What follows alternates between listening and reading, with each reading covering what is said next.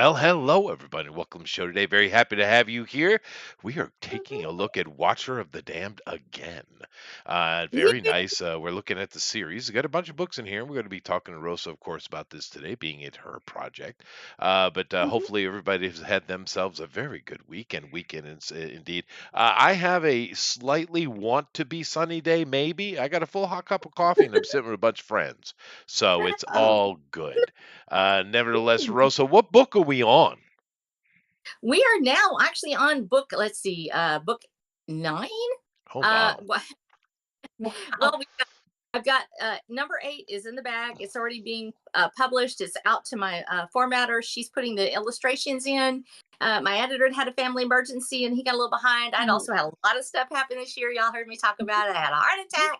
I had a whole lot of stuff, so it was a little bit of a challenge getting it out. So it will be out at the end of January. Caballeros del Camino is book number 8 in the series, and Hellbilly Highway is already three-quarters of the way written, and so it's going to be next in the series. And in fact, we're trying to sort of do a rapid shoot with that, where I get Hellbilly Highway out pretty quickly, and that will complete the road series, which is the 3 books: Trail of Travail, Caballeros del Camino, and then Hellbilly Highway. And then we finished the series with the last 3 books, which is the series Warlord. Oh, wow. All right. Well, that is a lot. That's Yeah. you are prolific, like Andrew. I wonder if Andrew will come today. He's super prolific too, and I think Jeff does something. I'm not sure. Jeff is like the master of the Yeah. video file. Yeah. How many Yeah. books you got out, Jeff? You got 9 books, Jeff? no, I only got 3. 4 to be 4 showing up in March. Well, dude, Oh, Yay! get off me, man. dude, that is more than most humans throughout history. So I say you've Technically, beaten ninety nine technically, point nine nine nine percent of them. Good for you. technically, it will be 5 if you include my first book, which was my Yes. Which original you name. should. You should. Yeah, you I got should. 7. Doug Ooh. shows up and he says, "Hey yo," with the Razor Ramon voice. Very good. Nice reference there, Doug. Good reference. Alrighty. So I'm whilst you guys are chatting here, and Rosa is going to tell us a little bit more of a book before we jump into it here, and of course all the artists have reference. I am going to go show her. Oh, that's not what I wanted. Sorry. Let me do that again. I'm going to go show her webpage. She's got a webpage. Yes, I Fancy did. even. The most recent book. What's that? What is that? Tell me about That is that. Trail of Travail should show up there. It is also a Prometheus Award nominee. We've had 4 nominations. You have to go through the process. You can submit, and then everybody has to look at it and say, "Does this fit?" Because the Prometheus Award is one of the older awards in science fiction and literature now, and it's the only one that hasn't given up to commies yet. So congratulations! So, so yay, no communist here. And so we got nominated 4 times, and it went through the Prometheus committee, and they said yes, it's on our list of things we want to have nominated for the prize. Of course, I've never been a finalist. That goes to people like Salman Rushdie and Andy Weir, and Devin Erickson was one this year. He's had a great big hit with his book. And so there's a lot of really huge names, and it's like I said, I always feel like a brown pair of shoes with a tuxedo, that I'm sort of there. I'm Yeah. like, yay, Well, Rusty cheats. He cheats.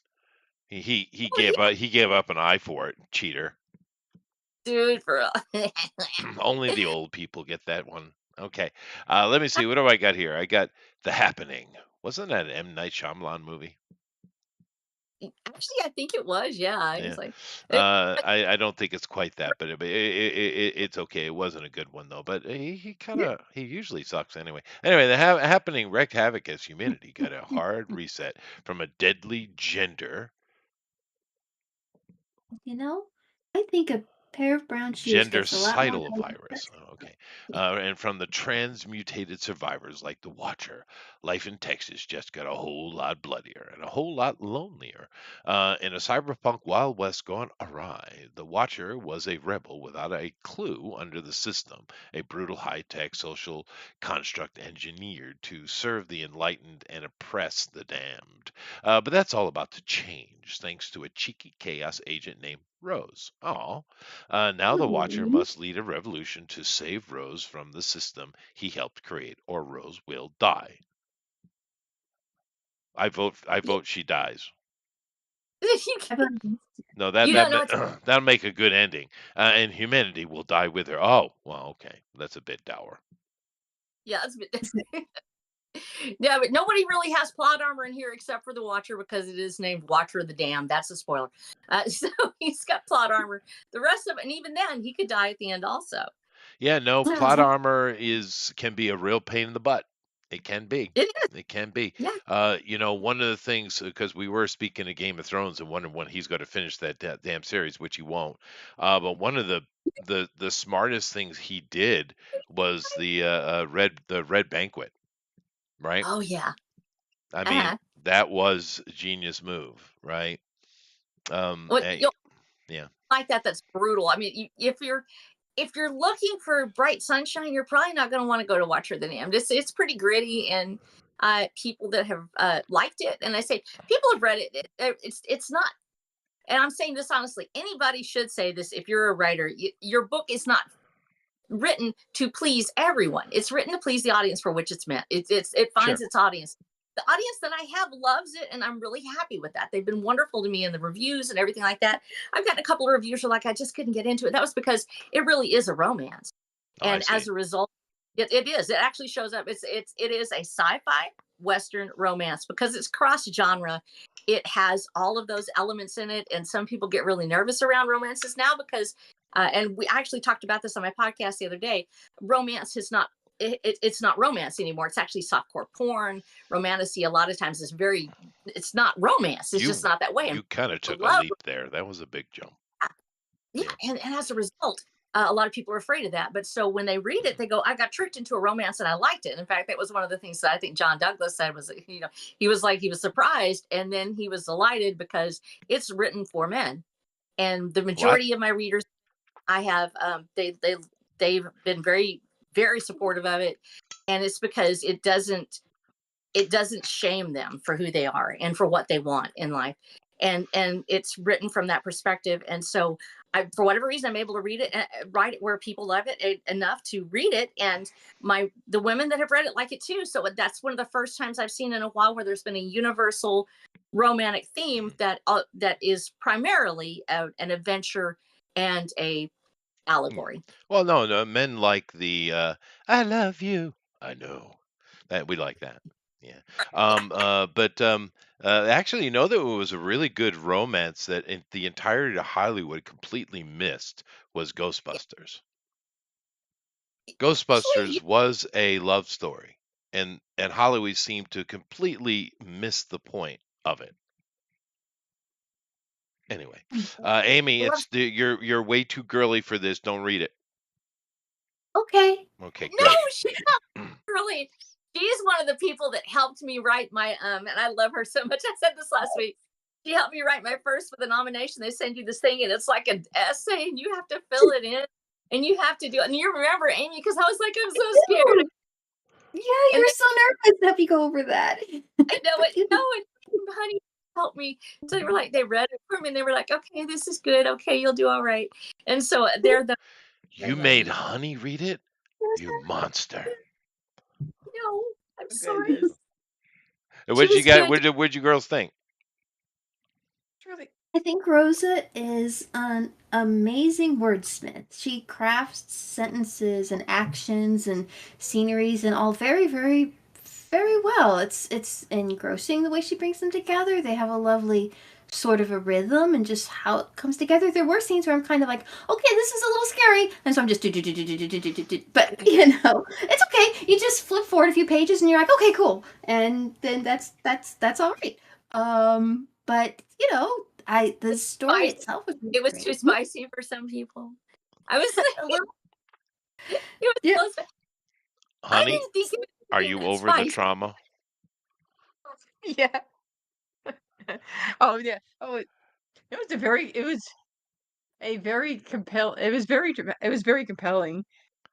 really rooting. It's not funny. I had the feeling when I was reading it, like the dynamic between the hero and the heroine. It was like I just kind of got the feeling like it might have been inspired by Rose and her husband. I just kind of had that energy, the way they interacted with each other. There was a kind of Well, write what you know. Yeah. Yeah, secrets we can't tell, but it's yes, everything that because I'm old, this is what's really cool about being old. So you get to be 62 and you get to be super whiz and look at me, I'm a raisin. But but the cool part is that you get to see all of these things in real life somewhere. You get to meet people, and I know we always have to put at the beginning of our thing, this is not based on a real person or a real place. All of these places in Watcher of the Damned are real. I've been there. I live here. I actually put the places I know in the book, and the people are real. They are people that I've met through my life. Some people are composite. Some people are a melding of personalities, and there are other people that I literally fanficked into my own story because I knew them and loved them. And some of them have already passed on to Jesus, and they were so compelling as characters. I wanted them in my book, and so they have a very specific voice that you. One of the things I'm pleased with the most, and I know that I'm an amateur. I understand that I'm not a trained author. People will start telling me, "Well, did you write from this viewpoint or from that view?" I wrote Yeah. story. I wrote the story, and I wrote it like I'd read so many times. I've read the older books, and a lot of times we forget that a lot of the older books. Right now, we're really on. You can only have one viewpoint, or you only can have a viewpoint from this. You always have to have a break here, and you can't have multiple viewpoints. And they can do that. Robert Louis Stevenson wrote a story, and he wrote it, and you would hear sometimes all of the voices. You would have an omniscient narrator sometimes, and other times you would hear just one person. And so I just wrote like I wanted to write. And I'm a big lover of Mark Twain. I'm a big lover of Charles Dickens, and so I wanted to, and Jules Verne. So I wanted to put them in there, and so I wrote like I knew how to write. And yes, the people and their voices are very distinct because they're people I've known and loved. And so when you hear these people talking, the chances are I've heard this conversation somewhere. Now, it may not be about a chupacabra. That part's probably not. And I say, ghost maybe, a dead bodies definitely, because I was been on scene. But and yes, the dead bodies. When we talk about the bodies, that's real because I'm the walker between worlds for our community. What a lot of people don't understand is back when I was a lot healthier, I was a firefighter and EMT, but I'm like a 4'11", pretty much a midget. So everybody will try to stop me when I try to get on scene. They're like, you don't need to be there. They'll get all, round with it. And I'll be like, no, what can I do? And I go to the bodies. It's what I do. If there's somebody dead in a building, and literally I've had like big old burly men and deputies and things like that will stand back and they're trying to be cool about it. And I will just walk in because I know those people and I've loved them. Or they've been my neighbors or somebody else, and they may have been there for a week or two. And I walk in, and one time I had to rescue this little Pekingese, and he was so adorable, but his master had been dead for 6 days. And these bodies, I've seen them. I know what they look like. I know what it smells like. I know what it feels like to walk in, and you can feel the eyes of the dead, hoping that somebody would come to save the ones they love. And so you have that experience, and so it is kind of, in some ways, I wouldn't call it a fanfic of my life. It's an homage to the people and the places I've loved and to the ideals that I love. And it is very idealistic. A thing that I've not really advertised about it as much as it is an allegory. As I was writing it, I realized it was allegorical. It started to become a documentary at some points with the political climate that we're in now, and with the cultural changes that we've seen have caught up to the Watcher of the Damned in some ways. And there's things that I wrote about that seem so out of touch with reality. They seemed like they would never happen. Certainly, you would think that a person who castrates children is a villain. Huh? Yeah. Somebody certainly. Well, you know what? They're not anymore. I wrote that Well, in 2008. Jeff, with that, kazoo, please. Yeah.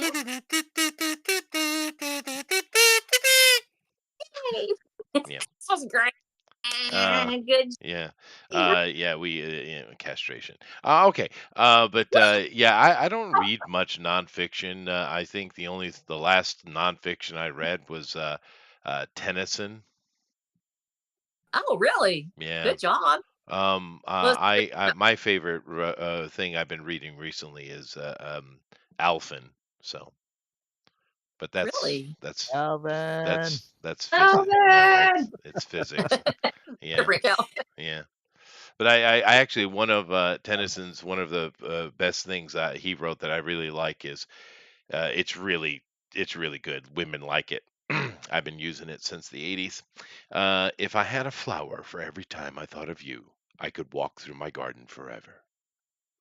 Oh my gosh, Oh. it'd be Yeah, awesome. it is. Uh, This guy had game all day, Oh yeah. and If his you name listen was right, Alfred, Lord Alfred Tennyson.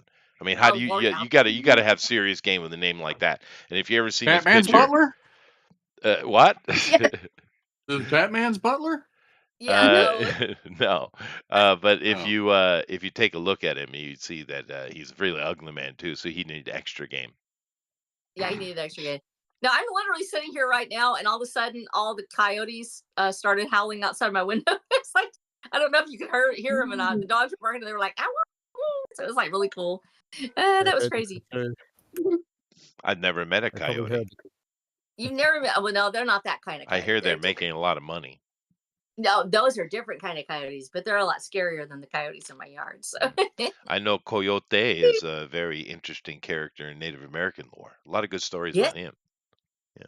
Oh yeah, and actually, real coyotes are actually as tricky as the coyotes in the Native American story. So they're don't say tricky. They're very devoted family members. They love their packs. They take care of each other, and they go looking for food for their babies. And so we have to listen and keep our dogs around because we'll have huge packs come through. I think there's some of them that have 50, 20, 20, 50 animals in them, and they'll come up in the yard and you can hear them at night and suddenly it'll be right outside your window and it's just this really eerie beautiful sound and I love it. Some people don't like coyotes. I understand that. I've had them kill my goats. I have goats and I understand that's just it's part of the cycle of life and we run them off when we see them and we Sure. keep our dogs. Yeah, but they're such cool animals I and get the it's I don't know about the coyotes very much, but I get the tweet of deers all the time. So yay, tears. well, they sound like birds. Do they really? Yeah, it's weird. I It don't is think I've weird. ever heard of Yeah. like a Well, I bird. don't like. they tweet throughout the night during mating season, of course, but also when the winter's coming. Oh, Do they really? climb See, up the like trees? What was that, Amy? Do they climb up in the trees? That would be No, pretty but I funny. mean, it is weird to listen to them. I mean, because we technically call it a muling, right? Is the correct term yeah. for the sound that the deer type make. But they're small here, and they sound like birds, whereas back home it is more of a mule, because the deer are much bigger. And of course, I've heard elk. I mean, goodness Oh, gracious, yeah, they're like, "Woo," that that sound. reverberates. Yeah, yeah. But they tweet here. Dumbs and Aim said, "I need game bad." Well, game is easy. First of all, be nonchalant. Don't act like Yeah. you care. One. Two. Don't be too nice. There you go. Well, no, because they think you're desperate. That's so Yep. sad. It's Yeah. you can be courtly. Now, there's a difference, but that's you're doing it for everybody. You'll do it for the little old lady at the bar, and you'll do it for Mhm. the woman Yeah, too. good. And it's just one, and you want them to see that you're polite and friendly, but you're not too. No, you don't want to ever show desperation. Women can smell it and they hate it. But you also don't want to be too nice. If you're too nice, women don't like that either. Yeah, and that's really sad. Yeah, There's so many. but it is what it is, though, Rosa. Now, I would say this much: nice works when you need it, and that's when if you're in a let's say that you're working with somebody that you know, Yeah. and he does something nice. Now, here's the thing: he does something nice, and then he does something that's dangerous. Now, it doesn't have to be something that's actually really super dangerous. It just have to have the image of something being dangerous. Mhm. So let's say that it would be like, oh, I've got to go out and ride my motorcycle tonight, or something like that. I've got to go out and bounce a few people out of the bar. I've got to go put a fire out. I'll see you later, Da woman. da da da da da da da da da. Grease is But the then word. that guy, when he's done, he shows back up, and you're having this horrible day. And instead of him being this big old rough dude, he's nice. He did something nice. Mhm. Now that guy, is the guy that wins, but it's in a long-term situation where you know Yeah. him, and you realize he's just being this great guy. And it's nice guys really do win. I actually know one that won recently, and it's my son, and he got married. So he's the nicest guy on the planet. And he scored. He made. I'm thrilled with my daughter-in-law. She's the sweetest little gal. So I can't help it. I'm so happy. If she sees this, I'm gonna be like, "I love you, Mickey. You're so awesome." One Aw, like one of the best inadvertent pickups I ever had in my life. I wasn't even trying to pick her up. Was we were we were doing something, a game board game maybe or something like that. It was some group activity, and she said the dumbest thing. Oh my God, it was so stupid. But I didn't want to say you are stupid, right? I just looked at her and I said, "Damn, you're lucky you're cute." That worked. Dude, That worked. that girl was on my heels for freaking weeks, man. I figured your best unintended pickup was your wife. Yeah. You know, that was the best one, but I mean, Mhm. I was trying to think irony for the conversation. So And she picked up you because yeah. she wasn't paying attention to you. No, my wife, no, I guess I was the person she was paying attention to. I was No, just as normal with a male, completely unaware. You know how we are. no, she was showing you, but she was acting like she didn't She care. did Remember show you me told butt, and her I did. I noticed that. you can't say that on the air. I I'm can. gonna tell No, seriously, Rosa. We were sitting down and we were in this beautiful hotel, really. It had this beautiful courtyard and a whole bunch of us are sitting in this gazebo. There were no chairs, so we were just sitting on the floor of this gazebo, right? And we're just it's a small one, so but it kind of worked perfectly. We were playing cards. I don't remember Mhm. hearts, maybe some kind of card game. And Uno. No no, fish. no, it's definitely cards, not Uno. Although Uno is legendary. But she, because I hadn't even really, that incident I told about, how we ended up dating hadn't happened yet. And oh, but she was chasing me. I just didn't. There were several incidents before. She was always making sure she was sitting next to me, and I just oh, that wasn't paying attention. But this one was funny because she came up and asked, "Can I join the game?" And everyone was like, "Sure, why not?" And she sits right next to me. She could have sat anywhere, but she sat right next to me. Of course, once again, I'm oblivious.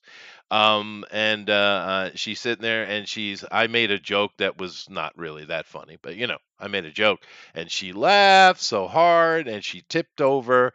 She was in the kind of lotus position, with your legs crossed on the ground, and she tipped over backwards, and of course, showing off, you know, the buttock.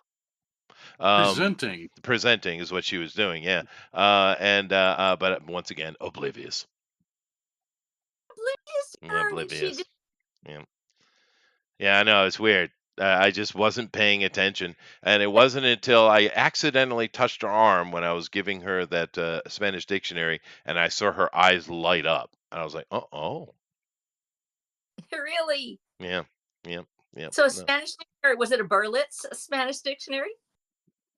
No, it was a little black digital dictionary I picked up because at the time I had learned like a couple of years before I was learning Spanish for some reason I have no clue. A But girl. probably yeah. Oh yeah, it was a girl. You're right. Well, it worked inadvertently. No, her name was Marina, and oh yeah, she was a hottie. She didn't shave her legs enough though. I mean, you ended up giving your wife the dictionary, I so did. inadvertently. Yeah. Yeah. You handed it all to her. That was very sweet. How did you know, Jeff? Jeff knew. I just know. Yeah. There's a writer too. Yeah, he's a whole load. This is a whole load of ladies' men in here. Yeah, Whole that's load. right. That Jeff is the ladies' man. Oh yeah, he's got a lady. I He know can he show you. does. He's Yeah. success. Eric too. He's gone through a couple of them. Then we start doing the tally. Like how many? It's like, I don't know, Eric. How many women have you indulged in your life? Yeah, what's your body count? Mhm, mhm, mhm, What mhm, is None it? of that. How many do you have in the trunk? mhm. What? No, I He's love probably that now there's no comment. Why? Because his wife might Yeah. Probably up helping his wife with something.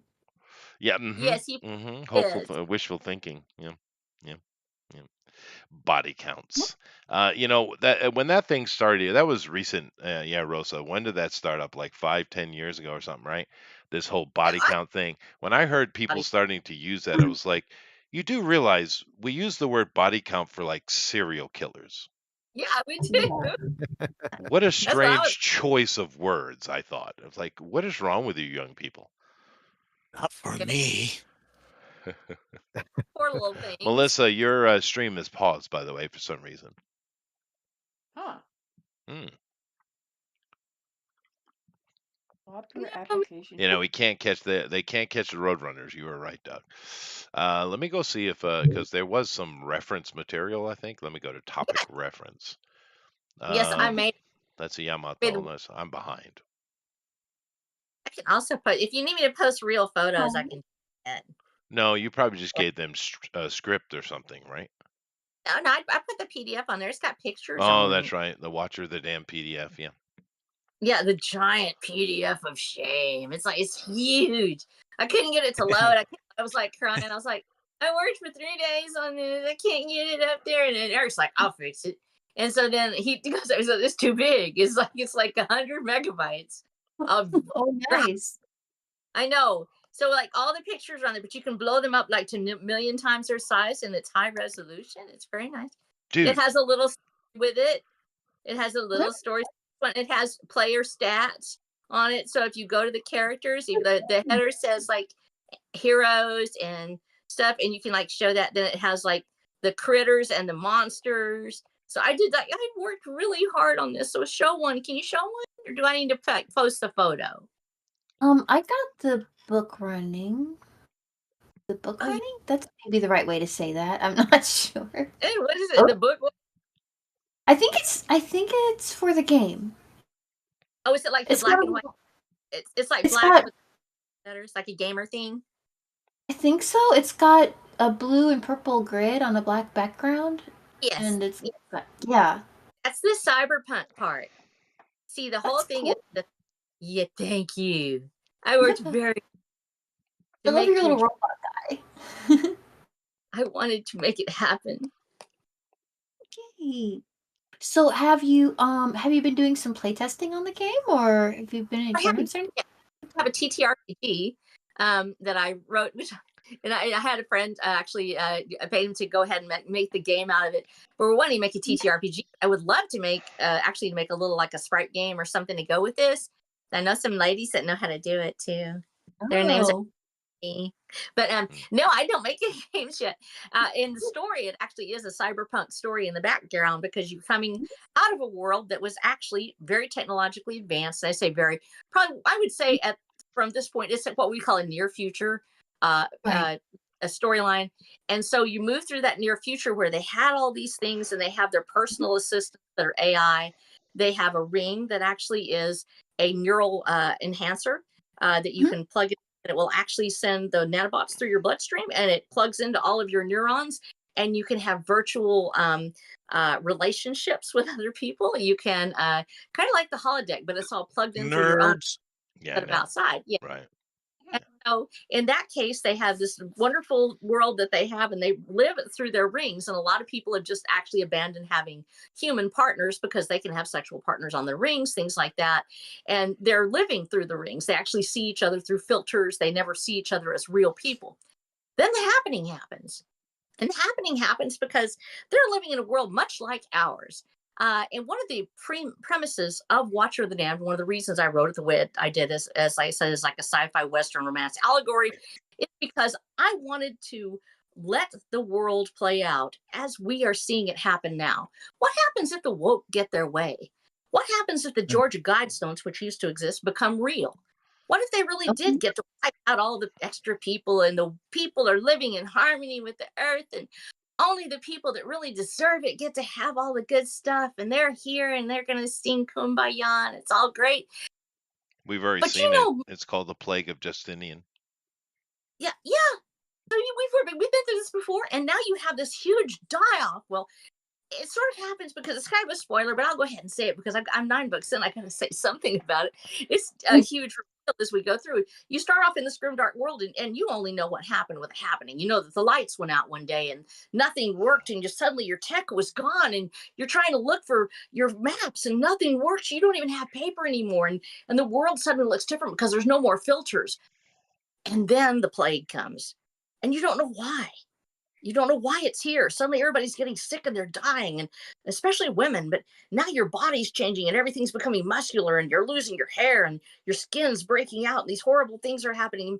You're the only one that's left living. There's nobody to ask what happened. There's nobody to ask how it went down. But a That's the way it corporation always goes. decided, yeah, the corporation decided that maybe that they knew better how to run the earth, and they were just going to bring down the population just a little bit. Yeah, And so they well, released a that is their drone plan. bomb. Without actually checking it out, they released this testosterone bomb, and unfortunately, they were at war with somebody, and a giant EMP went off, and it shot off everything all at once, totally corrupted the thing, and it just murdered a lot of people. And the other ones, it absolutely destroyed them and created these mutated people So who success. are all, but they're much more masculine. They're much more aggressive. The ones that finally do live, and they live longer. Like I said, people that get testosterone, if they can handle it, they'll live much longer.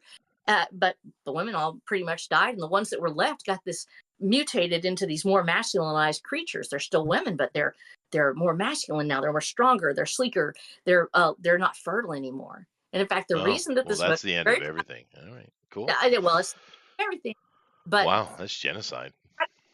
they try to fix it. They clone some little women that they're going to make these domestic little creatures that they're going to make a new world, and that's going to be these less feral people, because we're ferals. We like to shoot things. We like to eat meat. We like to roam the earth and burn oil and drive big. Not in And so Canada. those people there, they didn't want those people there. They made these little domesticated humans. Well, one of them escapes, and that's Rose.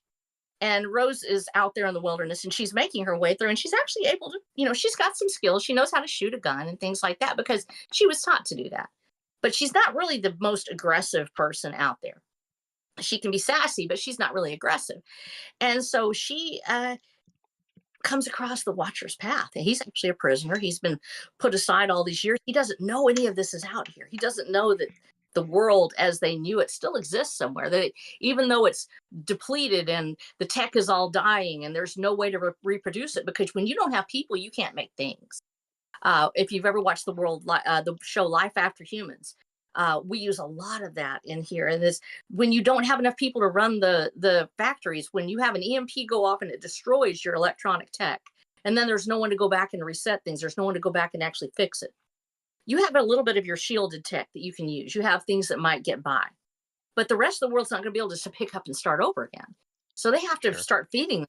They just have to survive at first. They're not really going to be as worried about tech, but they're making their way back. So here we are 50 years after this happening. And the last survivors are still with us. They're still strong. They're still tough. They've got this unnaturally extended life, but the rest of the world is dying around them. There's no children. There are very, very few females out there that are still loved for what they are. You don't have to be a fertile woman to be loved. And I know that because I'm postmenopausal. So it's not beyond the realm of possibility, but these women are mutated. They don't have hair anymore. Their skin is all scaled or peeling. If you've ever seen somebody with really bad scleroderma or psoriasis, that's kind of what it looks like. And the Watcher's the ugliest one of all. He is really mutated. Walmart. Yeah, Walmart. And Walmart. Yeah, he's rough looking, and he's yeah, it's like Walmart world. And so he's bald, just half the time everybody itches all the time, their skin's terrible. And here comes Rose, and she actually sets him free through a series of, and Amy and Honey know because they read it, a series of events, not really ever choosing, but she and they start finding each other, and they are very, very different people. But what got Watcher the Dam thrown out of a popular science fiction contest was, I used the word, the fertile life-giving creatures, as a plump fertile life-giving creatures once known as women. They said the phrase fertile was icky. It was bad. Now, as a woman has dealt with infertility issues. I've had 3 miscarriages. I come from a line of women who fought to be fertile. So this story is based in reality. The longing to have a baby. If you've never done it, there's a whole new thrill of wanting a child and you can't have one, of feeling it in your arms and you're just sobbing because you know this is never going to happen. This is a real thing. Sure. And for this, that the word fertile was icky. That woman, that the creatures once known as women, that was a bad thing. Because we're not supposed to mention that some people who were fertile were women. And I left that thing in there and I went ahead and I think they thought I was a dude because I have Art Snow on there and they don't really sometimes look at my picture afterwards. And they were reading it and they talked about what a masculine book it was. It was such a manly book and there should be like gangs in it and stuff. So now we do have a motorcycle gang. It shows up in book 9. They're left. They don't have motorcycles. They're trying to get them back. They're going to get them back, by golly. We are going to have a motorcycle. It will show up. There will be a car somewhere. They will manage to turn an engine over at some point. It's going to be fun because the roads are, and you're going to have to find a way to make it run because you got to have some fuel to make it run. So they're going to have to do that. And so is so rooted in the idea that there is such a thing as male and female. There is such a thing as the masculine and the feminine, and vive la difference. Now, how many of you all actually know that phrase? Yep, praise Feel the difference. Yeah, we use the word in English. It's called diversity. Yeah, but it's sexual dimorphism. Yeah. There is a difference between men and women. Yeah. It was used in fact, up until the late 20th century as a phrase to indicate that we love the difference between men and women. Yeah. I asked a couple of guys that I was doing a podcast with, do you know what vive la difference means? And they didn't know it. They were in their 30s. They had never heard it because we're not allowed anymore to say that men and women are different and that they love the You're between men and expecting women. young people to study something. I think that's the But- problem. Well, they Amy, you're not displaying. Melissa, you are not. Your displaying is not working. Please redo it. I was looking over here on the general, just kind of catching up. Amran, I noticed you used the new feature in Cyberpunk here to put your art in the game, which is cool. I play The Sims, and I do that too. They have a frame where Yeah. you could put pictures or video. Yeah, But it uses the same sort of. yeah, it probably Yeah. does. But where you Yeah. put sexy girls in, I put Mr. Ed. we did do Mr. Ed in yours. Yeah. Gosh. I also put Fred Gwynn with that surprised look from Car 54. Where are you? Really? He's in my game. He's on my wall in my house. Absolutely. Giant size. I blew it up. Takes up a whole wall. It's awesome. You know the picture I'm talking about? The image of Fred Gwynn, with that surprise face and Car 54. Where are you? Is it just me? Yeah. No, I know it. Yeah, you're Fred old. Gwynn. I used to watch Old. that show, but I don't know the exact image you're talking No, about. he has this. There's a scene where he's just dumbfounded, and the camera just focuses right in on his dumbfoundedness. Fred Gwynn does dumbfounded really well. Got it really I'm sure well. it's a meme that I'm just not thinking about. No, But yeah, I used to watch the crap out of that show. It's Yeah. great. He was with Al Lewis in there, right? With Yep. Grandpa Munster. that's right. Yeah. Yeah. Yeah, that's right. And of course, they went on to do the Munsters, and that was a great show too. I guess maybe I should put a sexy girl on the wall too, huh? Well, Armron That's really true. did. I thought it was The the picture show, and I you was like, that is so great. It was so, I got fooled, Armron. I thought it was real. And then I read your rest. Yeah. No, I just Now I got a 5-second GIF of Mr. Ed smiling with his teeth smile. Aw. It's sitting on a little table, so you have to really look in on it, but he's constantly smiling. It's funny. Great. Well, everybody. Anyway, go ahead, continue. Now I have Honey's trying to reset. Amy is still not listening to me. All right. He's listening. Melissa, drawing. is there something in particular you'd like a drawing of? There's so much here. I'm just kind of going over and reading things, and I'm kind of like almost at a Well, loss. Want to do the characters? I know that you did. Okay, so Honey, last time I started to put your stuff, like I was trying to get it loaded, and I was trying to get the ones y'all did last time because I've kept all of them, and they were so cute. So like last time you did the bull with Rose, and you did such a fantastic job with that little GIF, and I used it actually on my website. I think there was a website somewhere. And then all of y'all did, like Armron did Shani, and I don't know who else here because I can't see my phone, but and Eric, I think he did Shani too. Everybody loves Shani because she's like, that way. And Gabby did Rose. I love it when y'all do the characters, but if you want to do the monsters too, because I've got my monsters, I've got my feathered serpents, I've got all of them. I've got our cast grew, and it was really hard. And like I say, when you're doing this level of writing with it, because it's a continuous storyline from the start to the finish. We don't have it where it's like out of sequence or there's something happening in another part of the world. It is 9 books in the same storyline. And what was really exciting to me, and Jeff knows this, and Eric, you do too, because you guys who have the series. In fact, Alan, you've got one too. Who else here has series? I've got Alan, Jeff, and Eric. Andrew's not here. Yeah, Eric has the series with which I've got it. I'm a fan, Eric, and I've also got. Thank you. Yeah, so you guys know what it is when you're trying to continue the storyline. You have to go back to the beginning, make sure you're writing in the same voice, change the characters too much, but you've also got this convoluted storyline. And I actually wanted to do an Americanized future version of Game of Thrones in that respect. I have factions. We have factions in fact, I've only got 2 of the villain factions in here. And well, actually it's 3 because there's actually one at the end. Jared is an insider. He's one of the elites that manages to escape the mutations.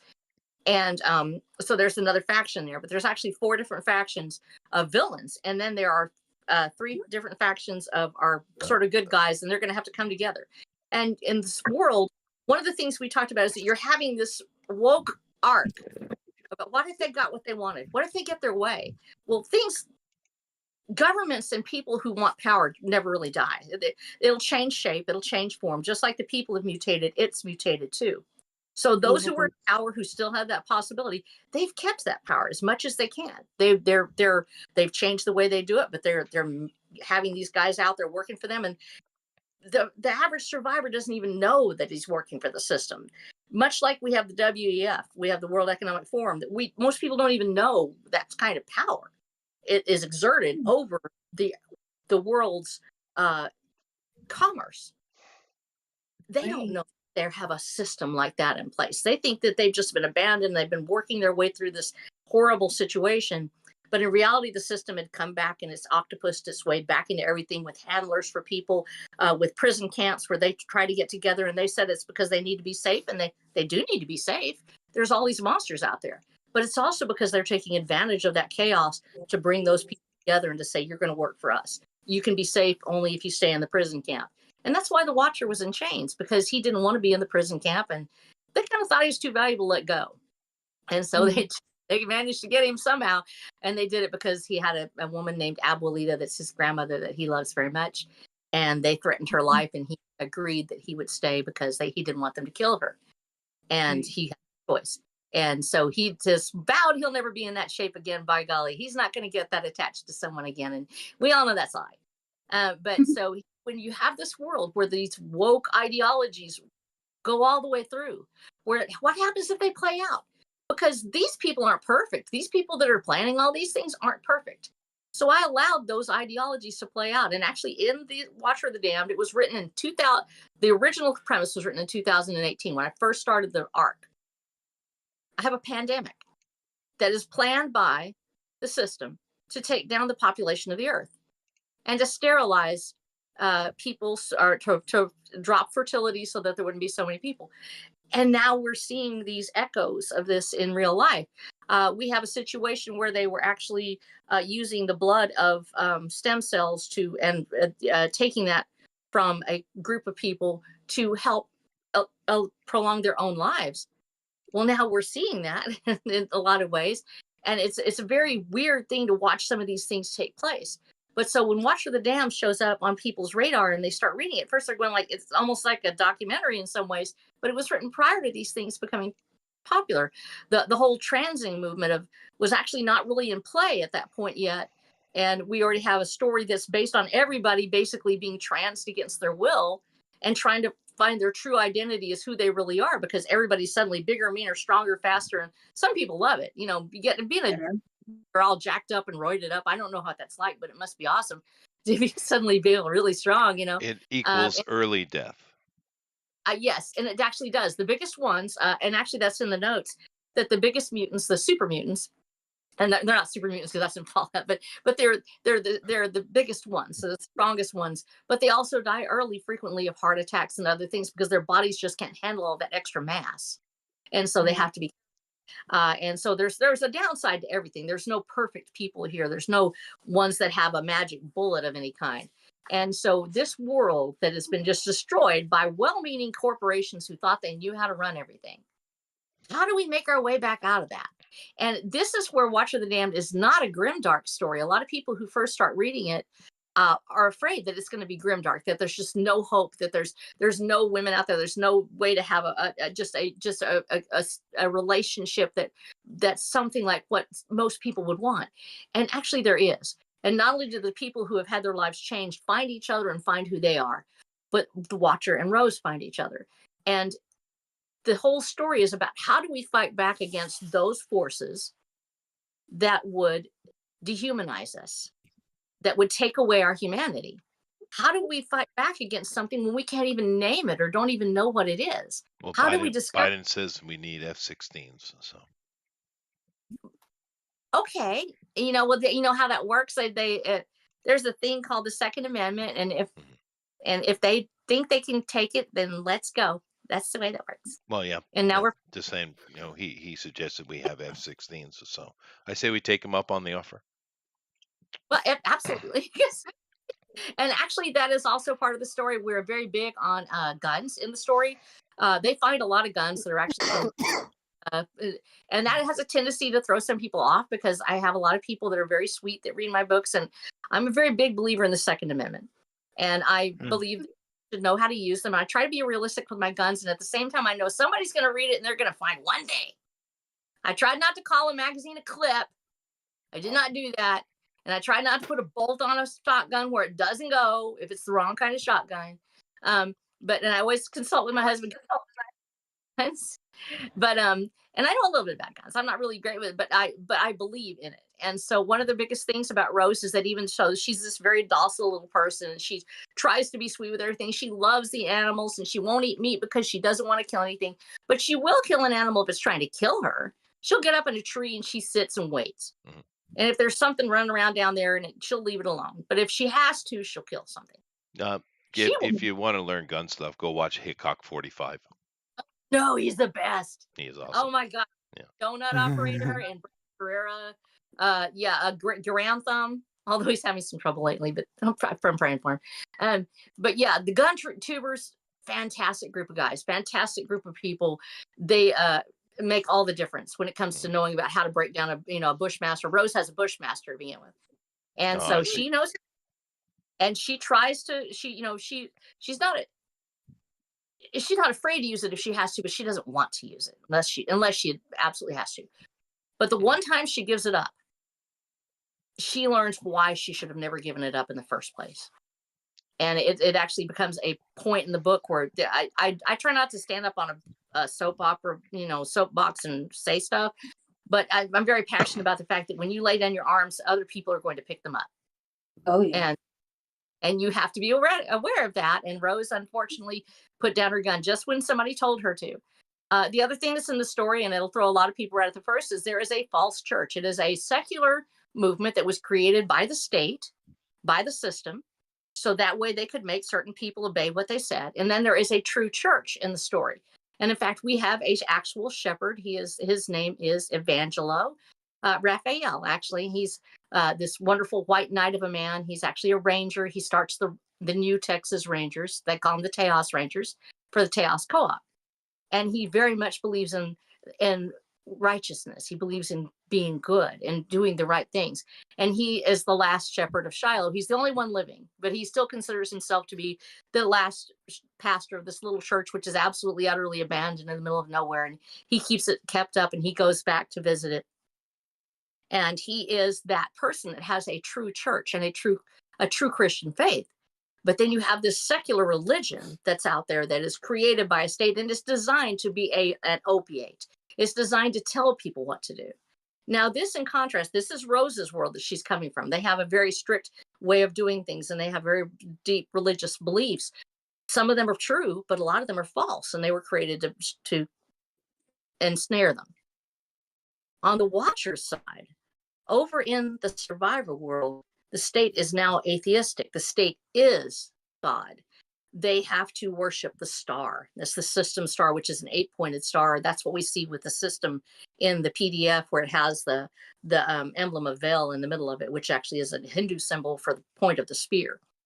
And it is actually from the old corporate symbol for the We Speaks Corporation, which is a technological giant that actually took over the world.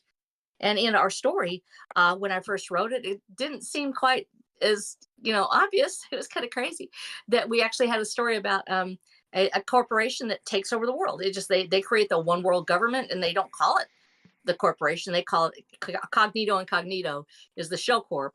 And it's actually the whole Earth Union. And so they dumped all their money into that, and they set up their own people all over the world, and they were able to get their one world government, and they were able to get people to do what they wanted to do, but it was never quite enough. And that's when they decided they just needed to get rid of all the feral humans. And so the state becomes the god on the survivor side. There's not really people going to church. Evangelo does, and he actually suffers for it in that respect, that other people, he's not allowed to advance in his corporation or in the Rangers because he has this antiquated belief system. And so he is kept back from that. But the other people, they move forward. There are some people that believe, but they keep it quiet. And most of the world, though, is very secular. And that's the Watcher. He's coming from this background. He knows something about belief. He knows about it. But his traumatic past and his life as a hired gun in his previous life means that he really isn't of that persuasion.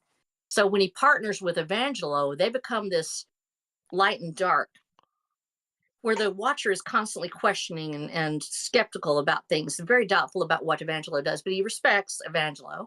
And Evangelo at the same time is not ashamed to say, I believe this. He'll pray over a dead body, or he'll say something when he enters a church. He'll do these things. And so we have these two viewpoints, but that image of the state creating its own religion, much like we've seen with certain people and the Gaia movement, I was surprised at how much that had advanced since I first wrote the first arc, and to where it's become almost a state secular religion, where you believe these things because the state tells you to. You have to believe this. If you don't believe this, you're a denier. They're actually using religious imagery, religious statements. And so I was shocked at that, actually, how much that has come through since I first wrote the first arc for Watcher the Dam. So we have that competing ideology. And whereas almost everything in Watcher the Dam has the false versus the true. So if you see something in there and it's showing this side, you're going to see an opposite viewpoint that says this may be the way you're looking for, and maybe this isn't what you really need.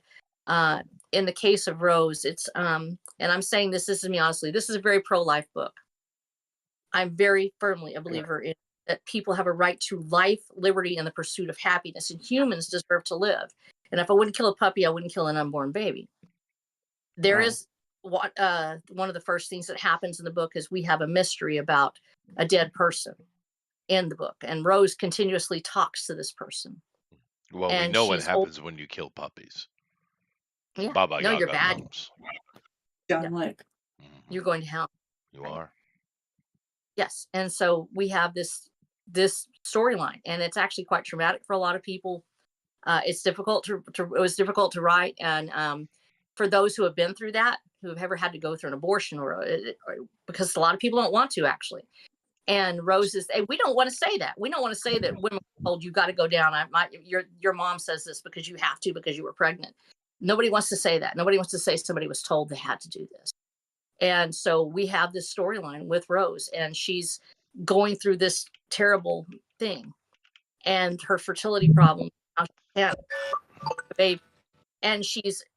the storyline is it's tough to read. It was tough to write. I actually cried all the way through it, but it was so amazing that I had people writing me afterwards, telling me that they had read the book, and it wasn't just women writing me; it was men, about the trauma that they go through, and that this seems to be the unspoken pain that nobody wants to talk about not just wanting children, but not being able to have them. To try and have something terrible happen, and you finally get one, and it feels like you won the lottery, and to hear people talk about this in such an honest way and to know that this book actually opened the door for that, because it's not something anybody really seems to want to talk about. And I was surprised, and the response has been fantastic. And I was surprised at how many men actually were the ones who texted me afterwards. They were like, I just wanted to tell you about this part of the book when you were describing it. And actually, Rose is in the bathroom of this little white church, which actually I do have a little white church in Shiloh. I'm a little bit, it is a real place. It's a real thing. It actually does exist, and it exists just like it looks in the story.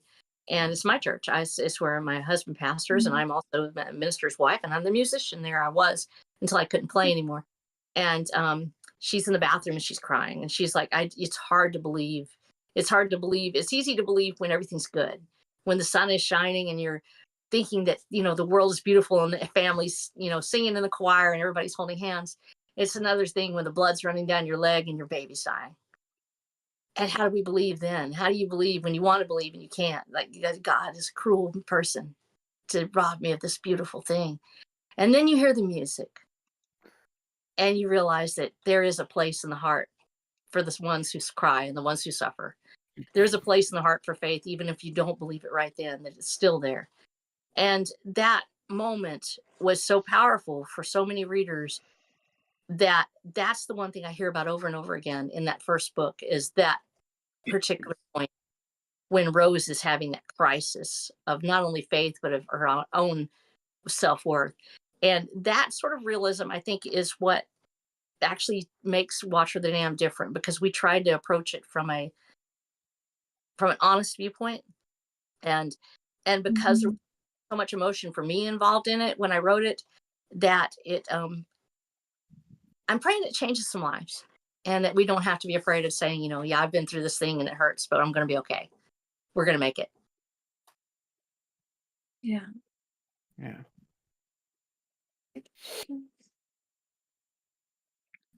It's going to be okay, fam. There's a lot that everybody's out there right now. And it's okay. Everybody's crying now. Okay. Watch for the Dam is supposed to do that. And I wanted people I'm not crying. You're crying. You're all crying. Bunch of sissies. By the way, what the hell? By the way, Rebecca, you're famous. Yeah. No, I am not. I don't know why you keep saying that. I'm laughing at that because I was like, that was so cute too when you put world famous. I'm gonna keep that forever. I'm gonna put it on my wall so I can tell people it's on this thing, and I'd be like, oh, And I was like, no, it's I don't know. I mean, it's like people buy the book, but it's I don't have that many. Okay, I don't have many on the first book. Like they'll put the I get 26 on that one, but then I have 6 of the little like the 6 of all these books, and then I have everybody like puts one thing on each one of them, so I have enough like reviews, but they're all spread out through the whole series. And then some people never put anything on it. I've sold a lot of books that weren't at the conventions. You remember BaseCon, Jeff? You went with me. It was fantastic, and I sold a bunch there. And so it's like they don't get any reviews, so I don't know if I'm famous or not. But you keep saying that, and I like it. So say it again. You're famous. Thank you, Jeff. I love you. It's not true, but I love you. That's awesome. Okay, what are we talking about? How famous Rosa really is. Oh, okay. Mhm. I was in etymology mode. I was still trying to understand why in John Wick they called him Baba Yaga, because Baba means grandmother and Yaga means abusive. So abusive grandma. Why is he the abusive grandma? I never understood it. Could someone explain that to me? Why John Wick is the abusive grandmother? Baba Yaga's like a monster, isn't she? She Baba is, Yaga. but I'm just looking at the etymology of the word, right? Right. Referring to the hut itself is the movable hut, and they say okay, so John Wick's Baba Yaga, right? They're saying he's Baba Yaga. Is that it? That's right. Yeah. Doesn't make any sense. The only thing I can think of is that they're talking about the fact that he has magical abilities. I mean, maybe that. But No, Is I just think the writers are idiots, but they understand the rules from John Kennedy. It doesn't matter what you say; it's how you say it.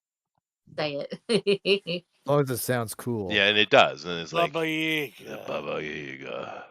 Yeah, yeah. There and was it's, another "Ooh, movie ooh." where it's all like it just sounds really scary. It does. I think- But Yeah, it's there was like weird. another movie had the same sort of deal where it's like he had some kind of weird. He had a nickname or something, and he goes, "Why Mhm. does he call him that?" Oh, I guess because it sounds scary. Oh, it was True Lies. True Lies. This Yeah. he was like the lead terrorist guy. He was like had like the sand snake or something like that. And he goes, "Why is he called that?" I guess because it sounds scary. No, yeah. That's I guess is what it is. But for those people like me, it disturbs my brain. But Kill you know, three people with a pencil. with a pencil. Yeah, it's so thick. His accent, it's great. But that's one of the words that there's a lot of loan words from Slavic in Japan, right? There's also a lot of Jewish loan words here in Japan. Of course, they're completely unaware of it, but that's one of it. One of them, a big one actually. The word "baba" means grandmother. Do they actually use it? Yeah. Okay. No, it is the standard word for grandma. It's baba is grandma. Baba, meaning it's a less emphasis on the Yeah. vowel, is auntie. Really? Yep. Wait, okay, now that's the same. You want to talk about etymology? Abuelita, which is his grandmother in the book. She's not his real grandmother; she's his adopted grandmother in the book one. And abuelita is Abba, abuelita, and so that's that ab sound again. It's like it's just the infants trying to make that first sound, and it's usually ba ba ba ba ba or ba ma ma ma ma. And so I think that's where it all comes from. Is that? No. You don't say no. Yeah, no. Babies say ba ba ba. They do. No, yeah, but that's not where the etymology comes from. You Okay. have you have Mana is an ancient Mesopotamian goddess. That's where we get the word mom or mother from. We also have Dagda or Daga, which is where we get daddy or dad from. Oh, you're talking about Dagon? Or you're talking about Dada? No, there is argument that that's a derivation on the Dagda, for Uh-huh. sure, and we see many uses of the Dagda. There's also argument that the Dandu or the Danu or the Uh-huh. tribe of Dan are all coming out of this same root, which just would mean father. But it's that's still up in the air whether Dagon is some Canaanite, you know, deconstruction or abuse of it. But then again, the Canaanites seem to have been quite a bunch of idiots. Okay, well, didn't they? Okay, so if it all goes back to Goboteki, what did go? I can't say it. Say it. Gobek Goba. Gobekli Tepe. Thank you. Thank you for. I could spell it, but I can't say it. Doesn't that all go back to that whole thing? Like if we No, look there, don't you see roots from it there? no. Okay, well then enlighten us. If you're gonna say no, you have to follow up with because. Oh It. boy, you've asked for it now. I will save them, and I will say that actually, what we're starting to get out is, do you know who Japhet was? Spell it. Well, one of the grandchildren of Noah, right? Oh, And of No, I course, don't. Yeah. the Bible talks about Japhet, and of course, there's yeah. extra biblical works that talk about him even more. And of Yeah. course, he was like the first great leader and unifier after the flood, right? Japhet. And of course, one of the things that was big in the 1830s, 40s, 50s, 60s was, history and archaeology was really becoming a thing, right? It was our Um, first. it Good. was well, it's always existed, but I mean, Josephus was a historian, right? Yeah. But it was a thing, and there was a lot of money being put behind it, and what they were trying to do is go around the world and prove the Bible correct, right? Because you had Darwinism and all that stuff, and it was saying, it's just a bunch of legends. It's it's nonsense. So you had a whole nother group of people that were like, no, we're going to go out and prove it's real. And of course, they did prove that, but they proved it in the wrong way. But nevertheless, I'm not going to get into that. But in that search, and of course, digging across the Holy Lands, the Middle Mhm. East, and all that kind of stuff they were doing. And then, of course, Lawrence of Arabia happened, bastard British. But nevertheless, they, of course, were finding all kinds of references to various other sites, and they went and dug them Yeah. up, and they started making connections to historical biblical text. But recently, and it's still not open for public consumption yet, but there's a little place in Turkey called Van Lake, and Van Lake Yes, is basically the empire of Japhet, and dude. his name is everywhere, and that If you is a direct Lord, connection to old Genesis Bible stuff. yeah, so fascinating. And if you go to Van Lake and you actually look at it from Google Earth and you go back through the different, you can find the different layers and stuff.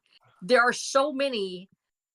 Of course, the landscape's changed some. I mean, it's going to. You have glacial movement. You have all that other stuff. But you still have those footprints of other civilizations and other possibilities.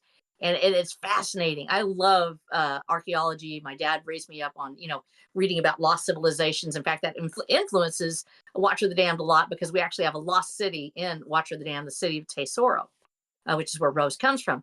And part of that was based on this whole thing about going out and trying to find something that's lost, that's buried, that nobody's seen in a while. And when you look at Van Lake and you look at it from that perspective of a satellite, and then you just start making the trace back from some of the pathways that you see, then you can still see them in the, and you've done this probably too, where you actually look at these maps and you can see that footprint of an actual pathway. Yeah, worn no, down. it is cool. It is cool. It is. Yeah, It's yeah. like it's not built road. Instead, Yeah. it's depth. It'll actually be very wide. It'll be maybe 12 to 200 feet wide, depending on what rivers have been flowing through. But there'll be this pathway that shows up, and it's a depression that will lead from one town to another. Even if those towns don't exist anymore, you'll see where the circular patterns are there, and it's so much fun to look at that. And Van Lake is one of those places where you can go online and you can actually see that. Yeah, no. There's many places like that, and of course, lidar is really the thing that's changed the world. Of course, for we can see below the soil, right? But lidar has become very important, and is getting cheaper too. But Oh, yeah. would you like to guess of the aging they're starting to get out of Van Lake, the dating they're starting to talk about? I mean, in the actual hallowed halls of academia, the dates they're starting to talk about. I can't tell you, but I can cough if you get close. I would say 30. Okay, good. Thank you. You're welcome. Because we actually have a flourishing of civilization, and then you have the glacial turnovers that actually create this incredible, flooding that occurred. And that is something that's very universal, and we can go back and we can look at that. Well, and of course, you talk. the Yeah, thing, and so the thing that's with so cool. No, the thing with that though, if that is accurate, of course, I don't believe in any of their dating processes. But if Yeah. that's anywhere near accurate, then what that's doing is that is pushing us back to the pulse water, some of the flooding that happened during the glaciation, not Yes. the 1 week mark is 12,000 years ago. Is most people think that's the flood, right? Yeah. But if that's true, well, we're going back to the glaciation period.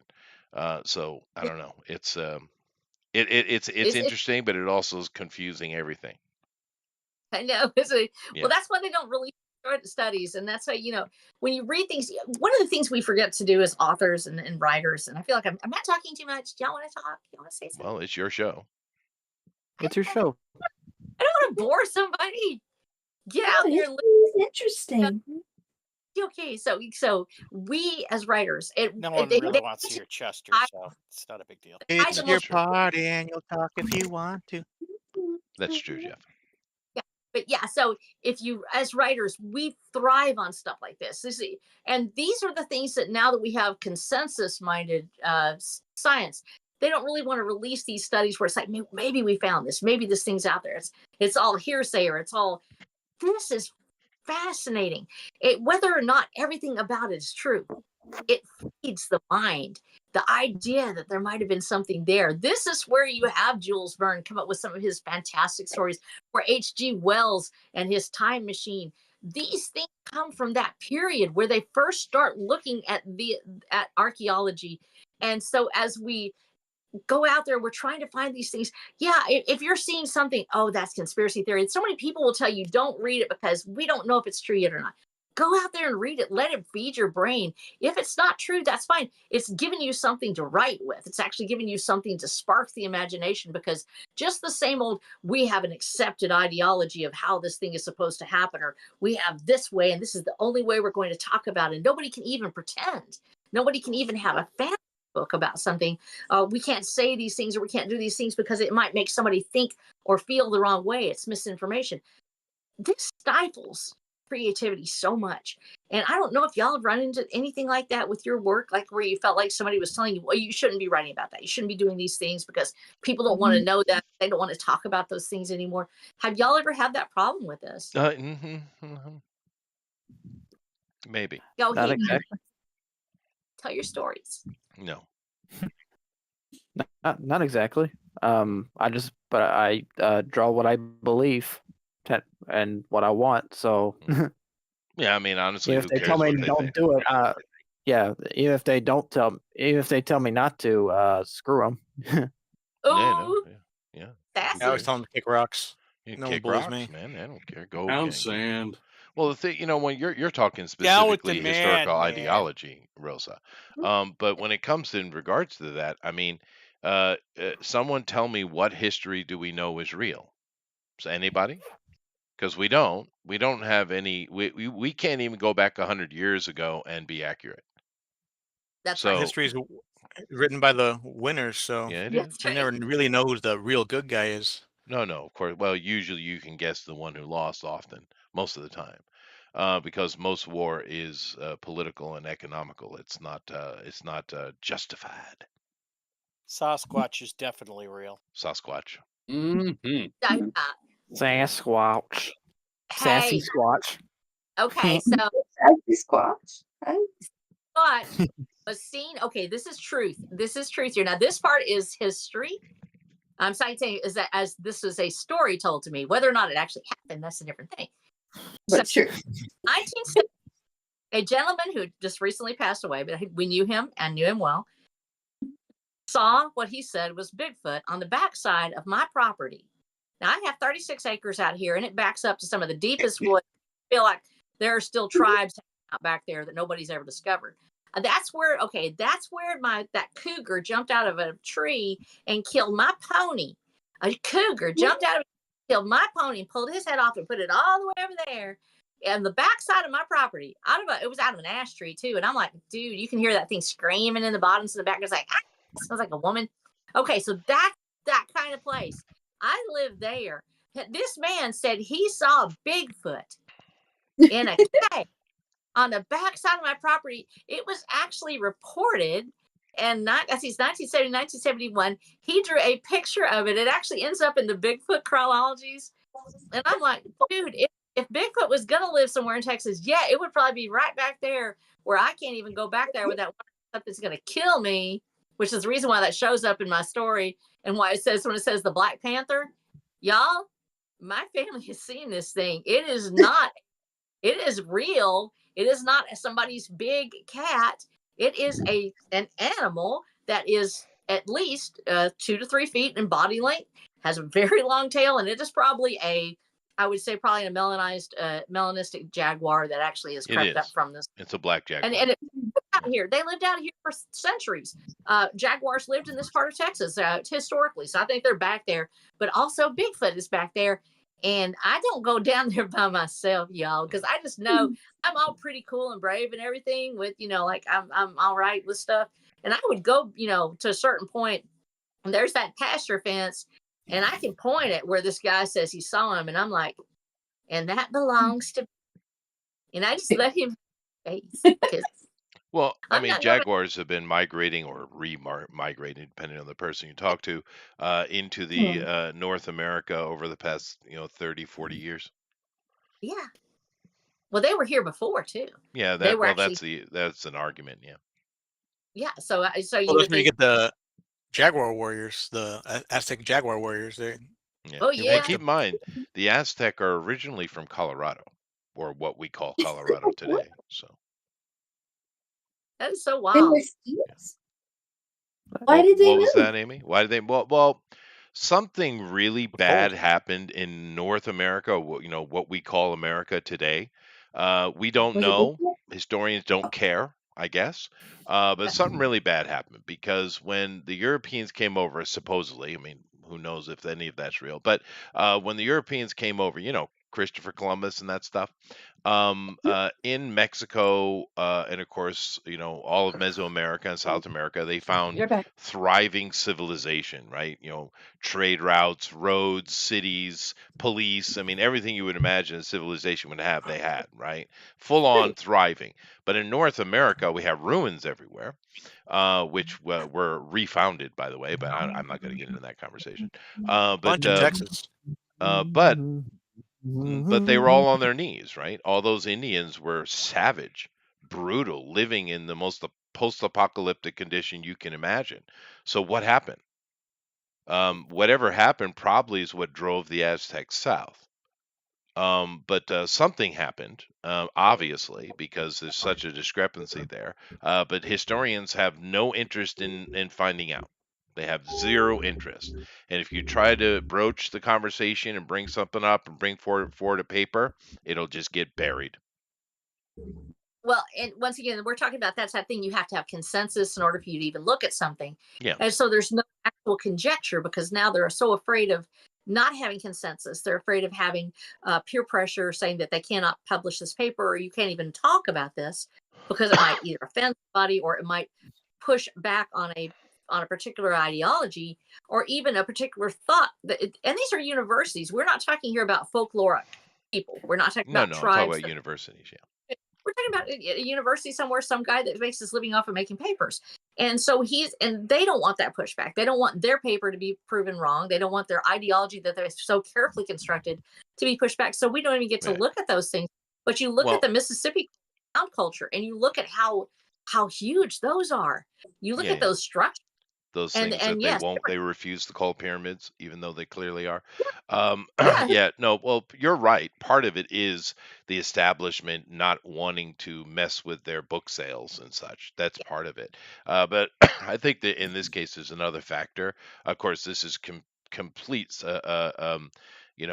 speculation on my part. But I think it has to do with the American government itself. You see, we have this little thing in America we call manifest destiny, right? And we claim America. We built it. Everything in America is ours. It can't be claimed by any other culture. Therefore, if you can prove that there was a culture that had some kind of cataclysm, then they have claims to the land, right? They have claims to the history. They have claims to stuff, and of course, it comes down to money. So I have a feeling that's a big part of it, with the American government not wanting to have any competition for what is America. I have a feeling that's a big part of it. Well, once again, that's speculation on my part. Well, anything that has to do with lost civilization or stuff always has to do with this apocalyptic cycle. Sure. When we're talking about apocalypse, we're talking about, anything like that. And it's not just books that have apocalypses, civilization and terrible things. Oh my We God, just we've don't had so many. Yeah. It's kind of like when Alan goes to Taco Bell. That is a cataclysm. It is not. It's It is. awesome. Actually, It's a cataclysm. No, actually, it's a I do not catastrophe. get the runs because I am physically superior. Oh, that's to right. those weak Latinos ones. don't get the runs. Yeah, I heard Montezuma's No, no. revenge doesn't exist. No, I am the Huh? revenge. I am the one who knocks. Yes, you are. Dude, I haven't heard anyone say Montezuma's revenge since the 80s, Eric. I haven't either. Well, Yeah. maybe early 90s someone said it. Goodness gracious. That for you youngins out there, that's what we used to say. Kind of like Technicolor Yuan. It's a thing, a term we would use to refer to diarrhea, because you're not supposed to say diarrhea in mixed company, polite And company. it was an Atari game. I say it anyway. Montezuma's There was revenge. Yeah, even well, that's a a bad game. Atari game called It was. Montezuma's Revenge. Yeah, Yeah, it yeah. was. But for us, it meant diarrhea. And of course, Technicolor Yuan is a way to say vomit. There's a ride here in Knott's Berry Farm in California called Montezuma's Revenge. Really? Really? That's funny. Yeah. Yeah. Well, he was a jackass, though. I mean, the Spanish were too, so it's not like there was, there were no good guys on that. There were no good Yeah, it guys. was. I mean, the real villains are the priests anyway, the bastards that burned everything. Except for Well, that that one dude. Who was that The guy other that guys are was? squatters. Well, I mean, all the Mexicans now, they keep acting like this is our native land. Fuck off, dude. Fuck off. You're squatters. They're squatters. Yeah. Poor Indians.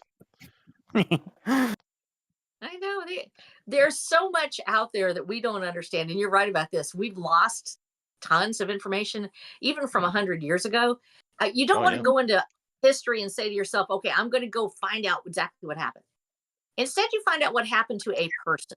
Mhm. Go and read their papers. Go and read contemporaneous stories about, especially letters from one person to the other, about what happened during that period.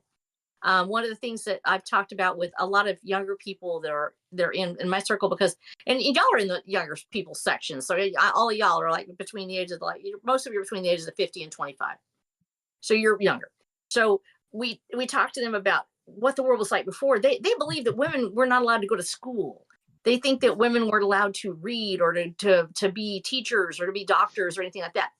I have letters from 1870 from my grandmother, who is a 17-year-old in East Texas.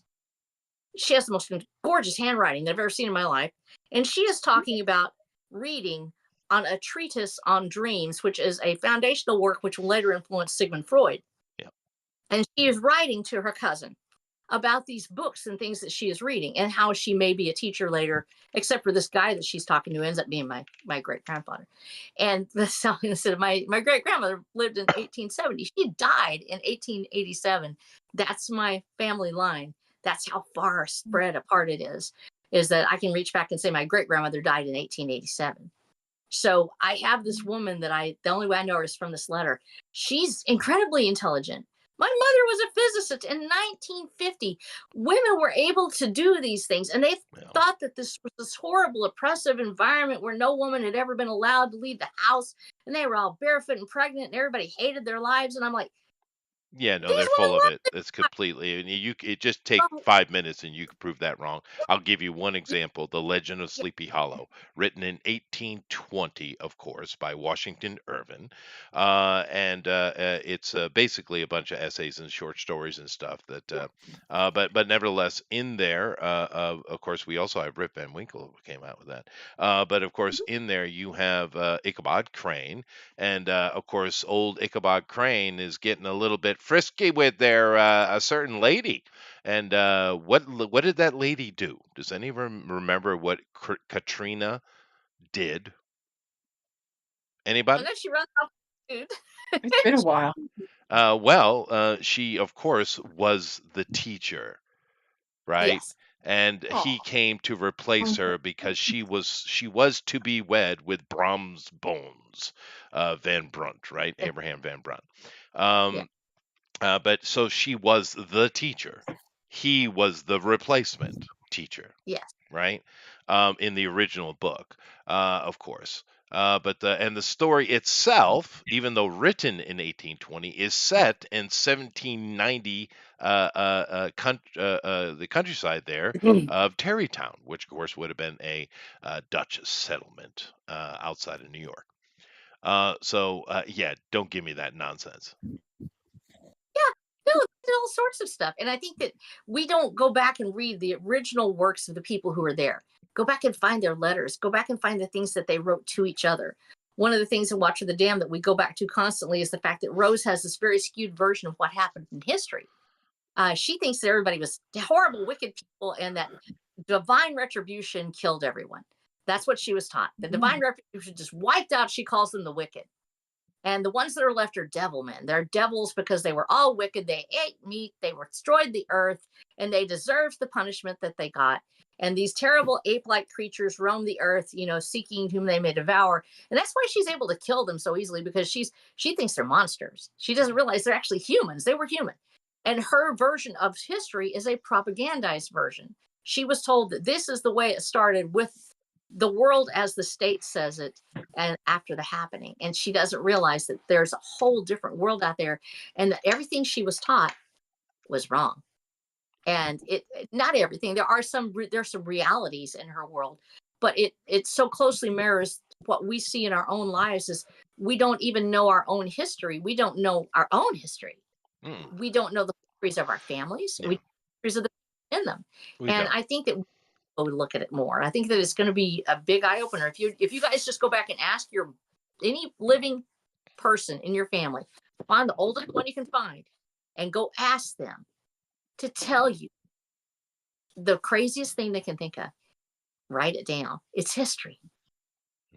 Well, yeah, but that whole nonsense where women were oppressed and that whole chattel slavery nonsense from those idiots, it can be disproven so quickly. It's never been that way. The simple fact of the matter is, there's no way men could have women like that anyway, because we do sleep. Even in Islam, we have all these horrific stories, and there are some bad things happen, but it's usually the little boys, not the girls. The women in Islam have a very big voice in what goes on in the household, actually.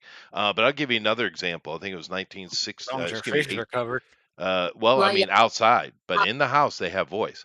I think it was 1869 or 1872. I can't remember. Lawrence Fishburne actually read this, and you should go look, check it out, because Lawrence is badass. But it's a letter from a former slave to his former slave owner.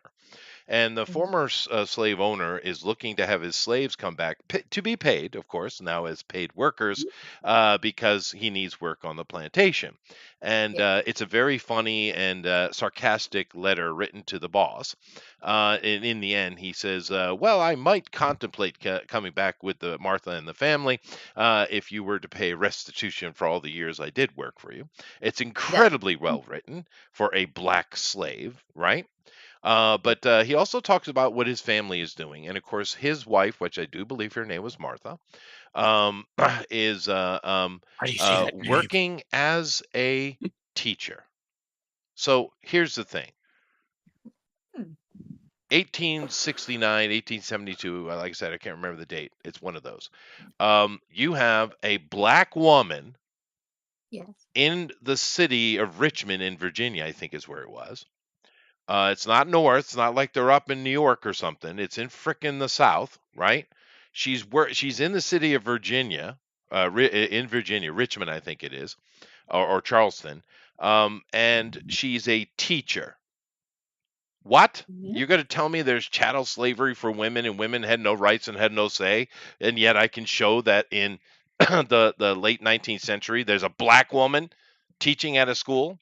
Are you kidding me? Well, and So- here's the thing. Right. Oh, they're trying to show that really women were very oppressed. It's misogynist to take away the accomplishments of women from the past ages. You would think. But these people it's hate misog- women, Rosa. These so-called it- feminists, they hate women. That's who they hate most. If I had a case where there's a point in my story, and this is if you're listening, I love you. One of my people that was reading my story actually ended up being a sensitivity reader. I wasn't really sure about that, but they were listening to a sensitivity reader. One of my ladies, Destiny, who has a terrible crush on Evangela, just terrible. It's just terrible crush. And she made him. She also cleaned his suit. He had a suit. It was the most horrible thing. It was a beautiful suit, but it was just smelling horrible. He couldn't have walked through the woods without somebody noticing he was there.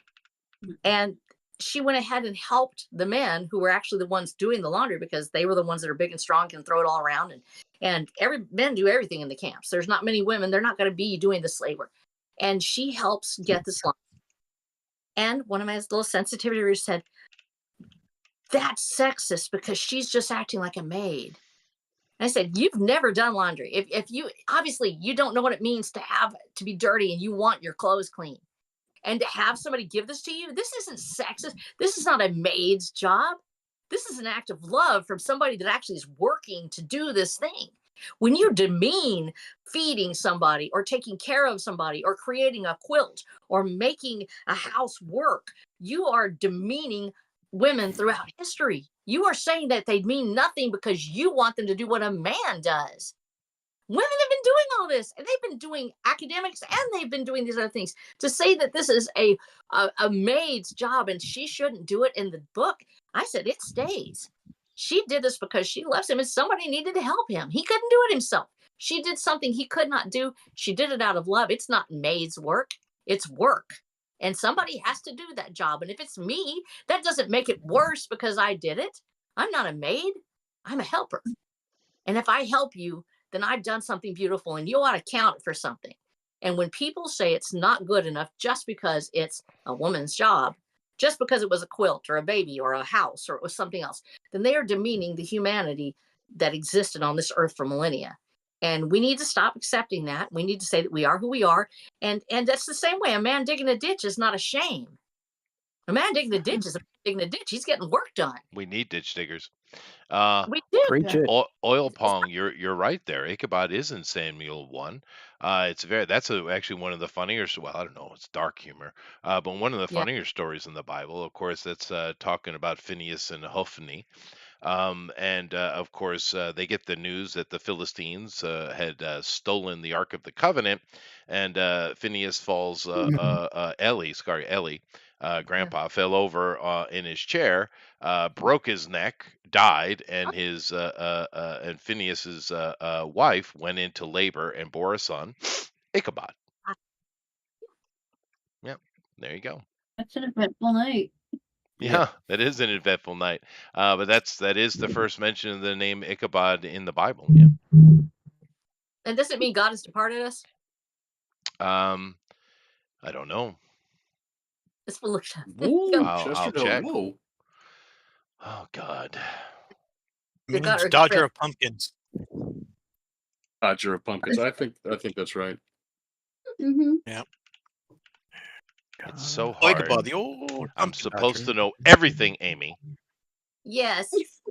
Well, usually you do, and we're really surprised when you don't, and it Well, really disappoints us. I am sorry. No. Oh, it's spelled that way. Oh, that's interesting. So it would be pronounced Ike a bod. Ichabod. It's not Ichabod. It's Ichabod. It means to have no glory without glory, or where is there without glory. Yeah. Oh, Of course, he was fortunate. born under inglorious situations, wasn't he? Yeah. So or without glory. Yeah, that's glory. Mm. They be That is careful. You say it one more time, you're gonna summon something. No, Yeah. don't. Goodness gracious. Oh well, I will do better, Amy. I don't know everything. Oh well. You're doing great. Sometimes you just have to remind yourself one of those things you already knew. Yeah, I'm sure. let's go with that. Let's go with that. Mhm. Yeah. Oh yeah, Baba in Nigerian means father, by the way. Oh, burn. No one cares what the Nigerians think. Nobody. That is not true. That is not true. That's true. That's true. It's very true. If they buy my I'm going to go books, get some I'll coffee. care. Jeff, you're in charge. Tell them all about the etymology of your name. How about that? Okay. My name is Yev. I have no idea what the etymology of my name is. What was that? I don't know. That's how you say, Cute. my name is Jeff. My name is Jeff. My name is Yev. Jeff. I'm Jeff. Name. Matt Damon. Jeff, tell them your name. My name is Yev. Let's Matt see. Damon. Okay. Do you have coffee, Jeff? No, I have soda. You have Okay. soda? Yes. Soda's so bad for you. I Yes, know it is. It Well, is- wait. Do you have Verner's? No. I don't like Verner's. I don't. Oh my just God, I don't like love Verner's. I can't get it down here anymore. Oh, you're talking Yeah. about is it the cream soda? No, it's a ginger ale, and What is- it's. I've never liked it. I've always thought it was too sharp, Oh my gosh. It is sharp, yeah. but supposedly it was supposed to be good for your stomachs. My mom always got it, and I never drank it. So when you were sick, nobody wanted to. Yeah, Sprite is too, and so is 7-Up. It's pretty much any white soda. Well, no. Well, I mean, the ginger is known Yeah. as a thing that aids with stomach Mm. upset. That and that's, I think, it's part of what's in Coca-Cola is also ginger. But Yeah. but yeah. So I mean, but she always used to get Verner's, and I hated Verner's. You know why you hate it? Because if you're sick and somebody gives you something, you're going to hate it. No, I've always hated. Yeah, I always thought it was too sharp. It's like eating raw pepper. No. The bubbles Ginger- are burning my tongue. So ginger beer? I don't know. I'm gonna try ginger beer, but I like the Seagram's and the Canadian Dry type stuff. Yeah, those are totally different ones because Werner's is like has vanilla in it too, doesn't it? I don't It's like- know. Yeah, it's aged totally different. Yeah. So, but she always used to get it for me, and it was like even the bubbles. Just trying to drink it, even the bubbles would be too much for me. You've got trauma from your mom giving you. It's like this is like a Yeah, memory. I got trauma for 30 years of my grandmother trying to get me to eat frickin' nuts. What? What kind of nuts? Oh, Any well, nuts. that's nuts, man. I hate nuts. You don't like nuts? I never What? really liked nuts. Really? Live. And if I do have nuts, it'll be like just the plain nut. The only thing that I do tolerate is like maybe baklava, where it's Oh. and the nuts are softened. But I have never liked nuts. I've never liked the flavor of nuts. Almonds are a little bit different, but I've never really liked the flavor of nuts. And my grandmother always used to put nuts and stuff trying to get me to eat it, and I freaking hated it because I could taste it. You don't like peanut butter, do you? Peanut butter I do like, but it doesn't Oh, have okay. nuts in them. Like you. It's a legume. To be fair, peanuts are a bean. That is true. True. Legume or whatever. I don't know. So But go ahead. apparently Jeff is from the Old High German or Old Norse Godfried and Gulfrer, composed of two elements, Goda, which means God, and Ferbuz, which means peace, or tranquility, or friendship. And is translated roughly as in God's peace. Boy, was I misnamed. No, I think you have a good name. Does it also say bad hip? No. No. Okay, just checking. You know what? We can pray for Bad your hip. needs, and your surgery can go good. We can add it to it, just like Frodo of the Nine Fingers is Jeff with a bad hip. Jeff with a bionic hip. To specify. Yeah, now you need to make a song for it. Can make them Jeff. stronger. One We guy, have to get this by off. one guy at work wanted to know if my hip was going to make noises when I stood up.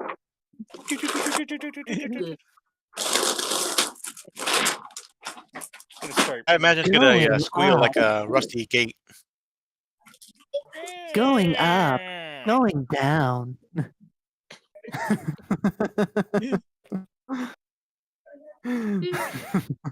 It's got Sorry. the pneumatic sound.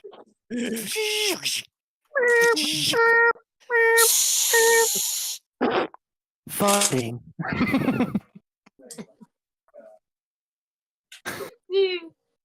Leg Jeff- lifting. Release gas. Low pressure. Your leg is ajar. No, it's not. It's a leg. There you go. Oh, walk on it my and everything. mistake. That was good. That was good. I'm clapping. Quick, Anonymous, tell jokes. Come on, make voices. I'm in the wrong week. I'm in Christmas week. I have to go back in oh, time yeah. now to do RH Snow Week. Oh no! It's always You bad. just have to clap your hands and believe. So pay no attention to anything I posted in the draw along. It's all right. You can look at that next week. It's all right. Andrew totally abandoned me. He was like, "I'm sorry, I can't be here," and I'm like, "It's okay, I love you," but secretly I cried. It's okay. I almost didn't come, but I knew I would regret it if I didn't. I was literally working all day and all night, by the way, so I almost didn't show up, but I did. It's great you're so- awake. How did- Been Are having- you okay? Are you alive? How are I'm you alive. breathing? well, yeah, I'm still here. I'm still here. Okay, good. How are you alive? Are you two still living from the Grinch? That's when you worked all day and all night and you still came here. I love you. Okay, so in the chat where it's over there in general, I put a secret link. It's secret. If you're watching this later, I'm sorry, it'll be gone. It's in okay. There's a link, and if you go there, it has the whole series. It's like all the books. It's everything. So you get all my series. That way you don't have to buy it because I love you. It's a gift. So, and you're like, yeah, some more So stuff. I will consider actually buying like your book. Actually, so. Aw, that is so sweet. No, we need that. I've tried to support everybody in this chat. It's been really tough because you're like, wow, how do I help everybody? And it's easy with you guys because you guys you stagger your releases, so I can get Eric's 1 month. I just go over and like on a bunch of stuff for Erodimus and Jason. And Jason, you got like a bunch of commissions going out. And Gabby's the same. He's got commissions. Amy and Honey, I just keep waiting for your stuff. Jeff, I go buy his book because that's what he told me to do. Eric is easy. I just get it. As you stagger your stuff, and so I have to go up like on Armor on stuff. I just go like on it. I find Doug and I go get him, and on here, I try to make sure that I try to go buy and get your stuff, but it's really hard because people don't realize that some of these books are expensive. There's like, and it's one of the reasons why I put one of mine on Kindle, and I was like, man, for some reason, Kindle doesn't really translate for me. I had a huge month. I had this giant sale, and it was like, it just really blew up. But none of the page views translated. For some reason, it never registered. It was really weird. It was like, hundreds of books, and all of a sudden it's like not a single page. And I'm like, how did that happen? So I'll take it off of there. And I'm like, but then the one person goes, I'm so glad it was on Kindle Unlimited because now I can get it for free. And I was like, oh, I have to there now. Forever. Sorry, guys, I'm dying. I'm going to sip. I'm going to sip my thing. Don't look. I'm sipping. Okay. Look, it's got my ham radio licensing on it. Look, so there's secret information on here. If y'all look, that's my ham radio, my thing. Oh, okay. Well, it's not so secret then, right? No, it is. That's when you're listening to the cops. Yeah, it's like right there. So it's like that's from one of my spotters from my WeatherNet, where I do Skywarn for all my people, and then so she made me a beautiful cup, and I'm like, oh my gosh, I love it so much. And that's my radio thing on there. Nice. Any of y'all do radio? Anybody? I do not know. I listen to terrestrial radio on my car, but that's it. ET is in your car? Mm-hmm. I do mostly YouTube. Don't and call Pandora. ET is. He wants to go home. He does. I know he needs to go home. But yeah, so I got my radio people bought me that cup, and she made it for me. That is so sweet. And so I put it on there. I'm like, I'll just show everybody. That's my. So there, now you have my call sign. So if the world comes to an end, make sure to get on there. Kilo Foxtrot 5, Charlie Bravo Bravo. Woo! What's the range on that? Like, could you call somebody? Could someone from Florida call you on that, or would you have to be closer to So if Texas? we're on the right frequency, yes. If we were DXing, if we were doing long distance, I would have to. Right now, I'm actually a technician, so I have a technician's license because I'm not the most technical person. You may have. You're a radio thing, though. That's cool. So I took it back in that was about 15 years ago, and so my son was 9 years old, and I'm like, okay, let's go do this because I was homeschooling. So I just go do this. Let's get a radio. He's brilliant. He passed the freaking thing, and it was like the first try. He just goes in and gets his technician's license at 9 years old. I gotta make that point. This little dude is fixing to trash me just by dunking on me about this radio thing. So I ended up getting the license. I was studying with him, and he was actually teaching me, and so I ended up getting. Well, later on, it's I ended up being the person that sort of ended up founding an Aries group and all that kind of stuff. And so I've actually been pretty active in the radio community. I haven't been active right now because I need to actually get my hands on a handheld. But yes, if I had a general license, if I had my extra, I would be able to get up, and by using a high frequency, I could actually go and I could reach out to Miami. There, we actually had a radio day that was down at the Fort Parker, and we had it was field conditions, which means that you actually go out and you set up I have a little solar generator that I actually put out. It's completely, we put out the solar generator, we hook into it. I don't have to have anything else out there. You throw a antenna up in the tree that actually one of us made, and they got a signal from Italy. It was insane. Really? Oh, And in fact, cool. well, It's so hilarious. You sure it just wasn't Naples, Florida? No, it was actually Italy, and one of my people started freaking out. They were like, "Oh, Bad. Ooh, Doug. Paris, Texas. I like Yeah, Dr. here- Pepper. but yeah, Yeah, so y'all. in Washington, they So- actually put because how are you going to talk to people? Well, people don't realize you can actually create a radio out of junk around your house. Oh yeah, It's maybe literally, when I was a kid on an old board. I'll be yeah, right you back. can. And Heck My dad could probably make one right now. So yeah. Did Jeff tell you the etymology of his name whilst I was gone? yeah, no, actually, Amy did actually. Amy, It- what did you say the meaning of his name was? Something like the peace of God. No, not even. No, Yep, that's what it said. that's incorrect. It's totally correct. But I'd love to hear your version. It's not really. You don't fight with Amy, all right? I should So know. he doesn't believe It's not his version of correct. it's not his version of right. Yeah. Well, what's your version? Well, I don't have a version. It just is. Pots, of course, is fill pot in the Old English, and it has nothing to do with making pots. It actually comes from the name Philip, of course, which is a biblical Teapot. name, and that is the Greek, which means really likes horses. To Pete. Yeah, I like and of turtles. course, Jeffrey or Joffrey simply means someone that lives in a peaceful district. And Joffrey. Is Yeah. your neighborhood peaceful, Jeff? I did not look up the word pots. I just looked up Jeff. Oh Jeff. Oh Jeff. Yeah, no, Jeff definitely means peaceful district. It comes from the old German Gewi Friedu district that is You're That's gay. how you pronounce Gay we free do. That's awesome. it? Good for you. All right. I That's leave very you guys one simple job. I did great. I got at least one of them right.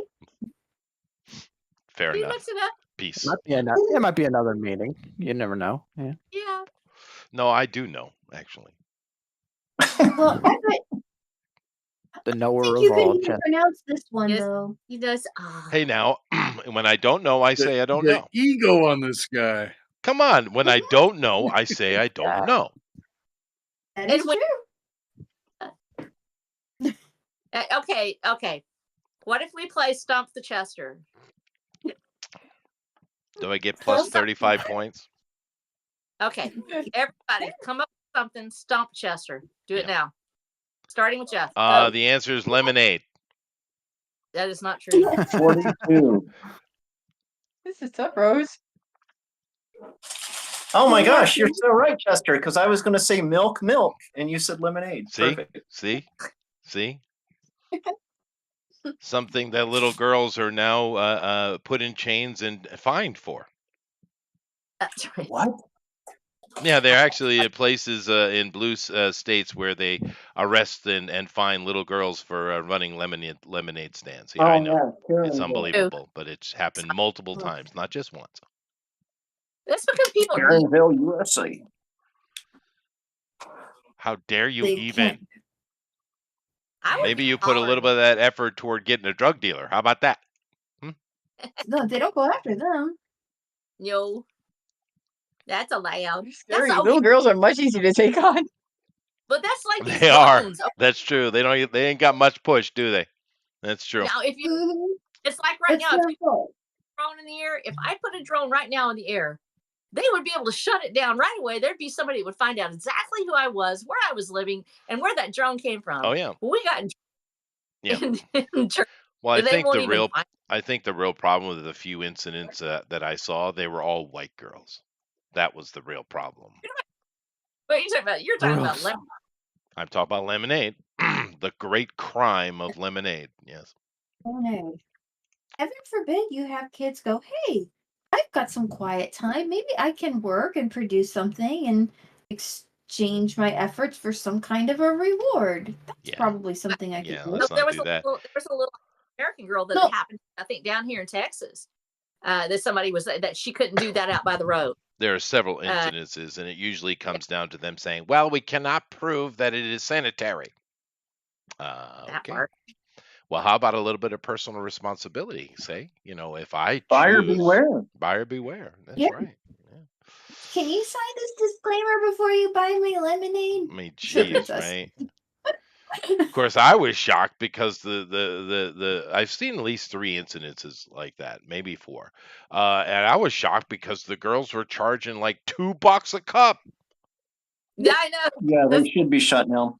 Respect the hustle. Respect Yeah, the but hustle, man. Yeah. Respect it. though. But I guess if you're squeezing it yourself, I mean, if you went out and bought the lemons, Yeah, Labor were they intensive. actually? I That think would it was be a lot lemon of work. time or country time. It Instant. probably was, yeah. Yeah. They're just little girls trying to raise some money they were trying to raise yeah, some money for some event thing they were doing, like the Girl Scouts would do. That's all they were doing. But yeah, it's just just another example of nonsense. But that's called but pure. according to Are you Elrod, I'm prophetic. So there are we you go. prophetic? I guess. He said milk, I said lemonade. Boy, does that go together. Ooh. So What am I thinking can I? now, Chester? What are you thinking now? Red velvet Mhm. cake. No, the fudge is made. Oh, Sheesh. damn it. I was so close. Wrong again? Well, it was I think so. confectionery. Yeah, maybe you're hungry. I was in the general area. Well, no, I was just thinking because I only get red velvet cake once a year. On your Well, birthday. Yeah. you Is can't it? get it. Like you don't know how to. You need to ask for it. You have to ask for No, something like that. no, I have discipline. It What? makes it It's better. never about red velvet cake. I am a 54-year-old American. I should not ingest sugar if I can help it. That's Every why day. Chester doesn't have That's diabetes. why I That's only eat right. German chocolate cake. We pollute the Americans have polluted our bodies to the nth degree. And Yep. and you suffer for it and you get old because now you just can't eat sugar.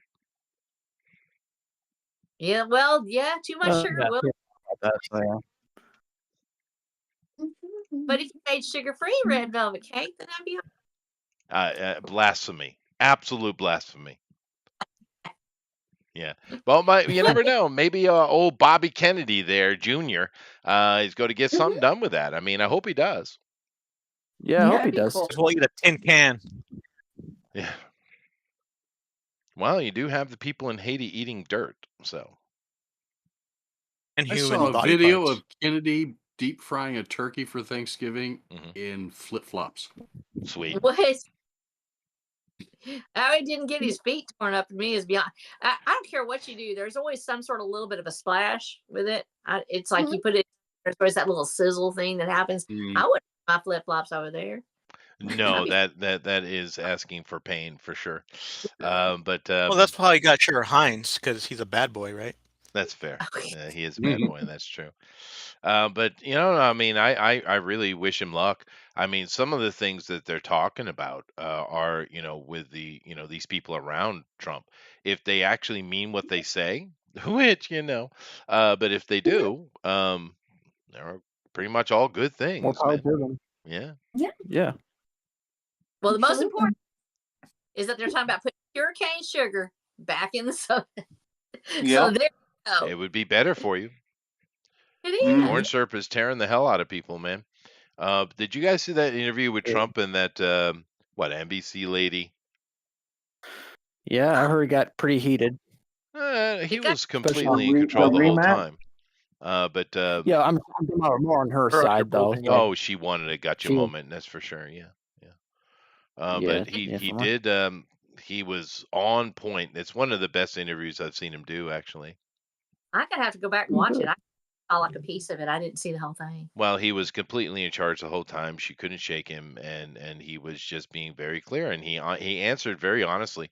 Matter of fact, he does this all the time, which gets him in trouble, like from certain people, because he just answers the question, whereas a politician Right. will speak for an hour and not say anything, right? Mhm. But he That's just okay. answers the question. Come on, Harris. Yeah. Yeah, that's why she failed so bad, because she was so good at not answering things, and Yeah. people were kind of tired. They were, but I'm being Yeah. honestly, that wasn't even a real thing. They had nothing else to do, so they got to move that $1 billion around somehow. So just throw her out. Yeah, that was the only, because she was the only one that can Yeah. access the money that was already raised, right? Sure. So they knew they weren't going to get anything out of it. They just wanted to get that $1 billion in various Yep. pockets. So Wow. Well, it's the Yeah, money on that's the corporation. I mean, you think about how much money that was, the fact that that's never been done, and there's no accountability for it. There was none. And in fact, I think it was Trump was saying he was going to pay 20 million of it to pay off the debt so the American people wouldn't have to, they would have to be accountable for it. And they're like, oh, we don't know where it went. It's like, of really? course How they can you don't. do that? That's I $1 do know that billion. Beyonce got a big chunk, not nowhere near $1 billion, but got a big old chunk. And she didn't even have the I mean the actual temerity of the woman. She came on, she spoke for 3 minutes and didn't even do her little singy thing. Unbelievable. I mean, people giving Megan the Stallion a hard time for her stupid twerking, which I agree, but at least she came out work for her money. Mm-hmm. They had she had the little outfits, she had everything, she had her dancers there. She came out and she put on a show. She did. She And did her thing, and Beyonce can't be bothered. But then again, Beyonce, it's interesting because she's been named in these Diddy things many times so far. Well, But Jay-Z's already been. He well, is now. yeah, he is Yeah. now. But I mean, she's He's been named become many there. times too. But I haven't heard any hints of them questioning her. Have you? I think they're No, not really. LeBron right now is the one who's taking personal time off Oh, of course. oh, to is deal it? with course. something. Well, I they're all didn't know leaving the that. country. So Yeah. What is it they say? I That had you my let him run when no one chases them? Alfred Proto, we have 13 minutes left. Egad. Egad. Perfect. Already? Already. I'm so It's proud of you. slowing down. You're on the big Damn. screen, Rosa. You're on the big screen. Oh no, what am I doing? Hi, I love you. That you It- just did it.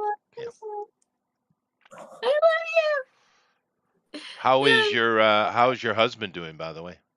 My husband is doing fantastic. He's actually sitting right over here being my roadie. Nice. And Oh. Well, tell him I'm glad he's feeling better. it's a miracle, and let me say that from the bottom of my heart. And I know we've had a tough couple of years, and I just thank God that everything that it could have ended so different. And y'all know my story. You know that my son was actually in the car with him. That rolled over. He was ejected 30 feet. For those of you who don't know, flew through the air. Should have been dead. And my son actually jumped out of the truck after it finished rolling. But this is a fire truck. They were on their way to a scene where a young woman was dying, and he jumped out and saved his father's life, rolled him over. But David had 27 broken bones. He had his back broken. Should have had. I saw what he looked like afterwards, and I thought that he probably had major cerebral damage. I was prepared for a completely different outcome, and I was praying and I helped load him onto I actually helped load him onto the helicopter, and had some wonderful people there that helped me. And he's alive, and not only is he alive, he's able to do everything he did before. Oh, It that's is hard awesome. and chronic pain, but you know what? Every day is a blessing when you realize how much life means. Those limitations just remind you of the adventures you had. And sometimes you just have to sleep a little more or rest a little bit more. But when it comes down to it, life is an adventure. And what's an adventure without a few scars? Oh, And yeah. so That's true. I'm able to look over across and say, I love you, David. And thank God that you're so. And thank you for asking, because it was a big deal. And I know that when I had my heart attack, that was one of the first things I thought of. I was like, because when my niece died, I had a heart attack, and that was this April. And one of the things that I thought of was, I said, this just is part of the adventure. And this is the tragic part of the story where somebody you love passes away. And there's this big dramatic moment. And I don't know how it's going to play out, if I'm going to die or not. But either way, it's part of my story. And I want to play the part the best way I can to the end. And so life is a glorious adventure, guys. And sometimes it's really hard. Sometimes it's a very tough way to live. And things seem almost hopeless, or you think that nothing's going to come of this and I can't go on. Keep on trying. You never know, that next movement around the bend, that you're going to see the sunrise, and the face you were looking for is there. The glorious moment that you always wanted to see is right there. And if not, there's a glory in trying. There's a glory in the struggle. Keep trying, keep going, because God's on your side, and so am I. And I love you. That actually is very good advice.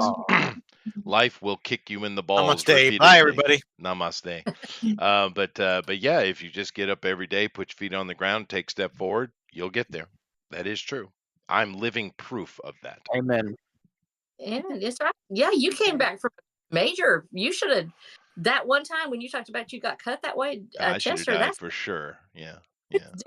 Without come back question. Yeah. I've had a few of those moments. I was speaking more economically, but yes. Oh, really? Yeah, well, that happens too.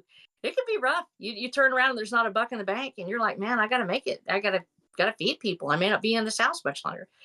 There's things that happen to all of us, and each one of us has our own little special story, and we don't realize that the author's got something in mind, and he loves his characters way more than we do, actually, because we'll kill characters just sometimes because the story is great. When he's when God got you in his story, and he always does, he's got something special in mind for you, and your story is the only one like it. So whatever it is, the ending that comes for me, I'm not going to know what it's going to be, but when it happens, I hope I do it the right way, and I hope it's something that I make you guys proud when it does happen. Yeah. Because I want you to say, oh, we should talk about it, and then I'll be like really prophetic. That'd be really cool, But I have to finish my series first. No, there's always hardships. You just got to keep going forward. It all works out in the end, for sure. I know one that really kicked me pretty hard was because I had consolidated a lot of stuff because I had a family and I was trying to do that thing, and it costs money to set that all up. And I told you my daughter was diagnosed with leukemia when she went to her 2-year-old checkup. And of course, she was almost dead, and we didn't even know it. And they threw her in the hospital 2 days. And they asked me, they said, well, we have the traditional chemotherapy, and her chance of living is 0, basically. But we have this alternative new one, which brings it up to 50-50, but it's not covered by your insurance. Which one would you like, sir?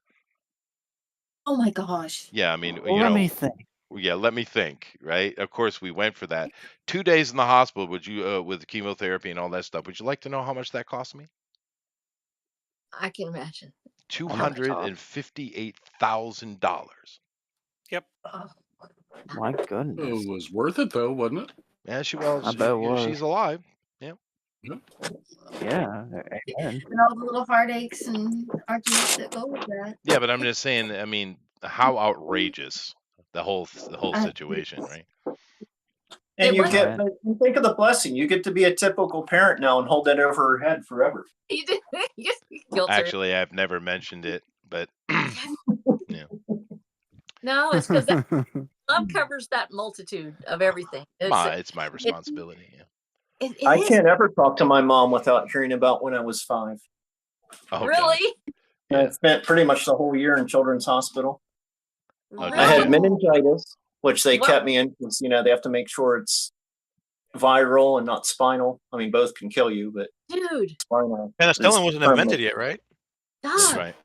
That was a problem. And then that's when I went through a storm door and slashed my arm into ribbons to the bone. Oh my! Dude, that's a bad day. So that was like a whole year of just nightmares, and I get to hear about that all the time. Oh wow! Yeah, no, my wife and I don't bring that up at all. She certainly won. It was traumatic to her. I mean, because I had to go in for all the, all the spinal punctures and all the nonsense that they do during the process trying to keep her alive. I'm the one that went into the room with her. My wife wouldn't go in. So Oh, poor thing. that is It's rough. tough. Yeah. It I is got to tell hard. you one thing about my daughter, though. and she's 2, right? Well, and of course it went on for 5 years, but the whole process. But she never cried once, Really? Wow. which I don't get, but I just chalk it up to shock, I suppose. But I was there with her, being stoic as usual. Well, that's where she learned it from you. The only thing that really pissed me off, though, and I wanted to throw that doctor across the room, should have. He was just an old man, so I decided not to. But you had this, typical high-end, surgeon doctor guy, old guy, right? Comes into the room because they put a tube into her body in order to give the medicine more directly. Right, and they don't want it because her body's very weak, so the veins will collapse. So they literally feed a tube through the artery, right? And they're removing that finally after it's all said and done. And I'm in there, and he just comes in real quick, and the nurses removed it. She's unconscious, of course. They removed it, and he came in and just, he's in a hurry, so he just did this real kind of almost like a mash like stitching up of the hole. Now, of course, this is on her breast, right? On a little girl? On a little girl, and he didn't take time to make it, because I've stitched myself many times. I would have done a better job than that. That pissed me off, and of course I don't know, of course I haven't seen her since she was a little kid, but I know she's got a scar on her right breast, and it's like, yeah, it wasn't cool. It's that little like that stay with you. It's like the trauma from the big part of it. You'll have this terrible thing like Airward was talking about, where you have this giant thing happening, and that is a shock. It's like all you remember is just this blur of motion. It's these little tiny things that you remember that actually cheese you off the most. It's like that one little part is just right It just there that you're pisses like, you right off. Yeah, that's true. There's no Yeah. for it. Well, I mean, the only time I've ever cried as an adult was with that incident, because it was that actual weekend. My son was supposed to be born. I had timed it out perfectly, because I was trying to get a Halloween baby, and it was perfect. His due date was October 31st, right? And my wife, of course, goes into major stress, and they have to do an induced. They had to induce her 2 weeks later because she just wasn't going into labor, which pissed me off. But nevertheless, and of course, because we had to go to the hospital, we're in the hospital. I didn't have a chance to pick up the pumpkin, right? So I'm running around Hawaii trying to find a frickin' pumpkin. Like good, tough luck with that. But I came back and I told my wife I couldn't find the pumpkin, and I just started crying. It just came out of nowhere. I couldn't control it because I couldn't find a damn pumpkin. Yeah. we cry about what we know we can handle. That's the thing. You cry because you know you can, because you're safe and you're able to do it. That was what you were safe about crying about. You didn't want to cry about your daughter because you might not be crying. No, I was stupid. I was being a bitch. Is what I was being. Yeah, that's okay. It's okay to cry. No, it's not. It's okay. No, it's not. Yeah, it is. No, It's it's totally not. okay. For you, but it's not. Yeah, there's a reason we teach Pepper couldn't young get his boys pumpkin spice, okay? Not fair. But I mean, the reason why we teach boys to suck it up and not be emotional, men are far more emotional than women are, actually. It's just the emotions we tend to display are far more destructive and dangerous. No, Well, we're not. that's There are plenty arguable, of I guess. real men in the Bible that cry all the time. Yeah, like I don't want to David. hear anything about any of the Methuselah stuff. Okay, but the Also simple Jimmy fact Kimmel. is we teach them that so that we can have a more focused, male workforce. Is why we do that, right? Well, also you have to think about the fact is that usually when do we cry? Usually it's we're under stress. If a man is under stress and he's out in a place where there's a danger occurring, you can't cry. And I'm saying this No, as you a can't. firefighter. My father would Can't take punch me in the head. Yeah. Yeah. Oh Yeah. yeah. I mean, There's yeah, I get that. Like, yeah. So really, and honestly, so we have to stop feeling bad about the fact that we don't want to cry in certain situations too, because you can't, when you're in the middle of that, where things are coming at you and you have to function and react quickly. You can't cry then. You can't take time to cry. You have to learn how to put it someplace.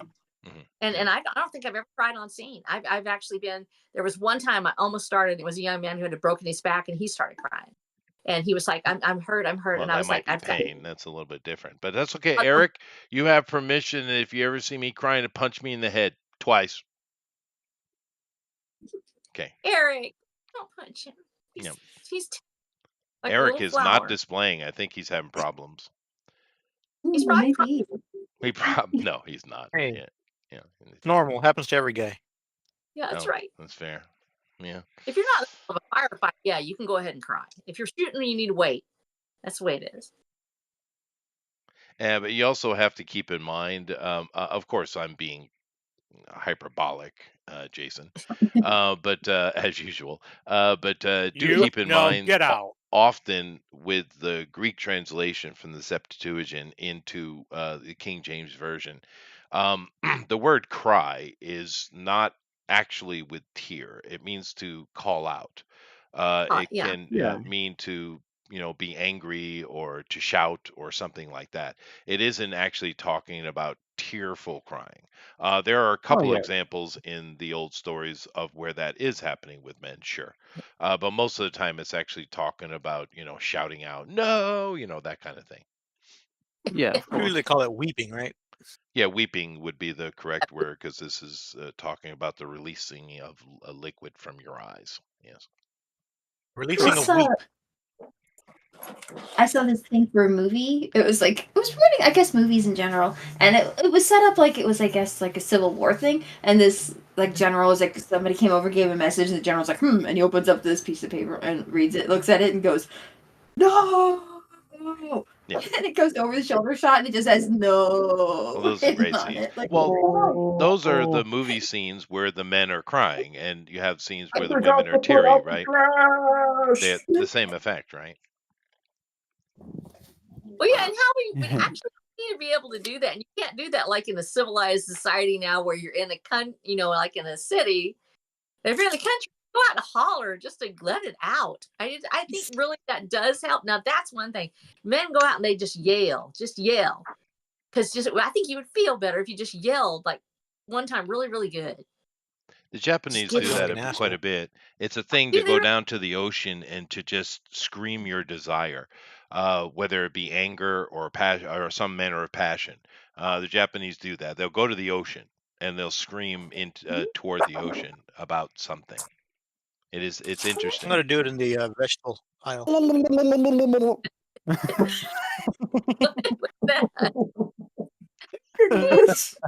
They're screaming in the ocean. That was great. Well, to the ocean side. I do apologize, Elrod. So I know what you meant. I know what you meant. I'm just messing with you. But I'm telling you, when I couldn't get that pumpkin, and I of course I sucked it up as quickly as I could, but boy, it pissed me off, man. Sorry. Yeah. I just want to. Oh. Sir, do you want my latte? You okay, buddy? Yeah, right. Yeah. Oh. There's another Starbucks walk if you need a that, buddy. Yeah, when did that Elrod? When did that whole pumpkin spice thing start anyway? Because I never heard of it until I started hearing about it. When girls started dressing like Han Solo every fall, I don't know. They're around the same time. Yeah, Very true. Have you ever tried a pumpkin spice? What is it? It's I hate delicious. pumpkin. It's delicious. It speaks. You're not displaying, by the way. I don't like not. pumpkin though. Does it taste like pumpkin? it tastes like cinnamon, and it It tastes tastes like a pumpkin farted. More like cinnamon, yeah. So why don't we just call it cinnamon spice? Why is it pumpkin? Well, there's nutmeg and there's pumpkin puree in it, and Because it's We all not It tastes like a spice. pumpkin pie. Oh, I It hate tastes like pumpkin pie. I hate it. How can you hate pumpkin pie? Just give I me don't whipped know. cream My and I'll be family thinks good. I'm weird too. Yeah, but I I don't can't stand like- pumpkin pie. Okay, so my daughter, the one I was bragging about, that she's so cute. She's the one. I hadn't really done the pumpkin spice thing because I live way out in the country and I'm insulated. She is pumpkin everything. She's pumpkin spice. She has the cups of coffee that have pumpkin spice. She has pumpkins on her table. She follows her favorite thing, and pumpkin spice is central to her life. And so I tried some I tried that. They had this creamer that you put in your coffee, and it was Ooh. pumpkin ice cream. And I listened to them. They were like, "It's good." I was like, "What sort of crack is this? This is the best." There's something in it. There's some sort of girls' drug. True, Chester. Women love pumpkin spice. Yeah, no, It's Oh, like yeah. an odd drug. It's like Especially catnip. American women. like a catnip, huh? It's That's like interesting. catnip. Yeah. Yeah. It is. 2003 is when Starbucks launched their pumpkin spice latte. Oh, okay. Okay. Well, there you go. But yeah, I'd never tried, never seen it before. I do go to Starbucks sometimes, and I usually get an iced tea because their iced tea's not so bad. Don't drink their coffee though; it's god awful. I But get a caramel macchiato. well, yeah, my wife likes that, and I've tasted. It's not bad. But I usually, if sometimes I get a frappuccino. But I'm so stuck in my ways that I want the original mocha frappuccino recipe, which they have to go digging through the archive to find, and I just put it on my phone and just show it to them.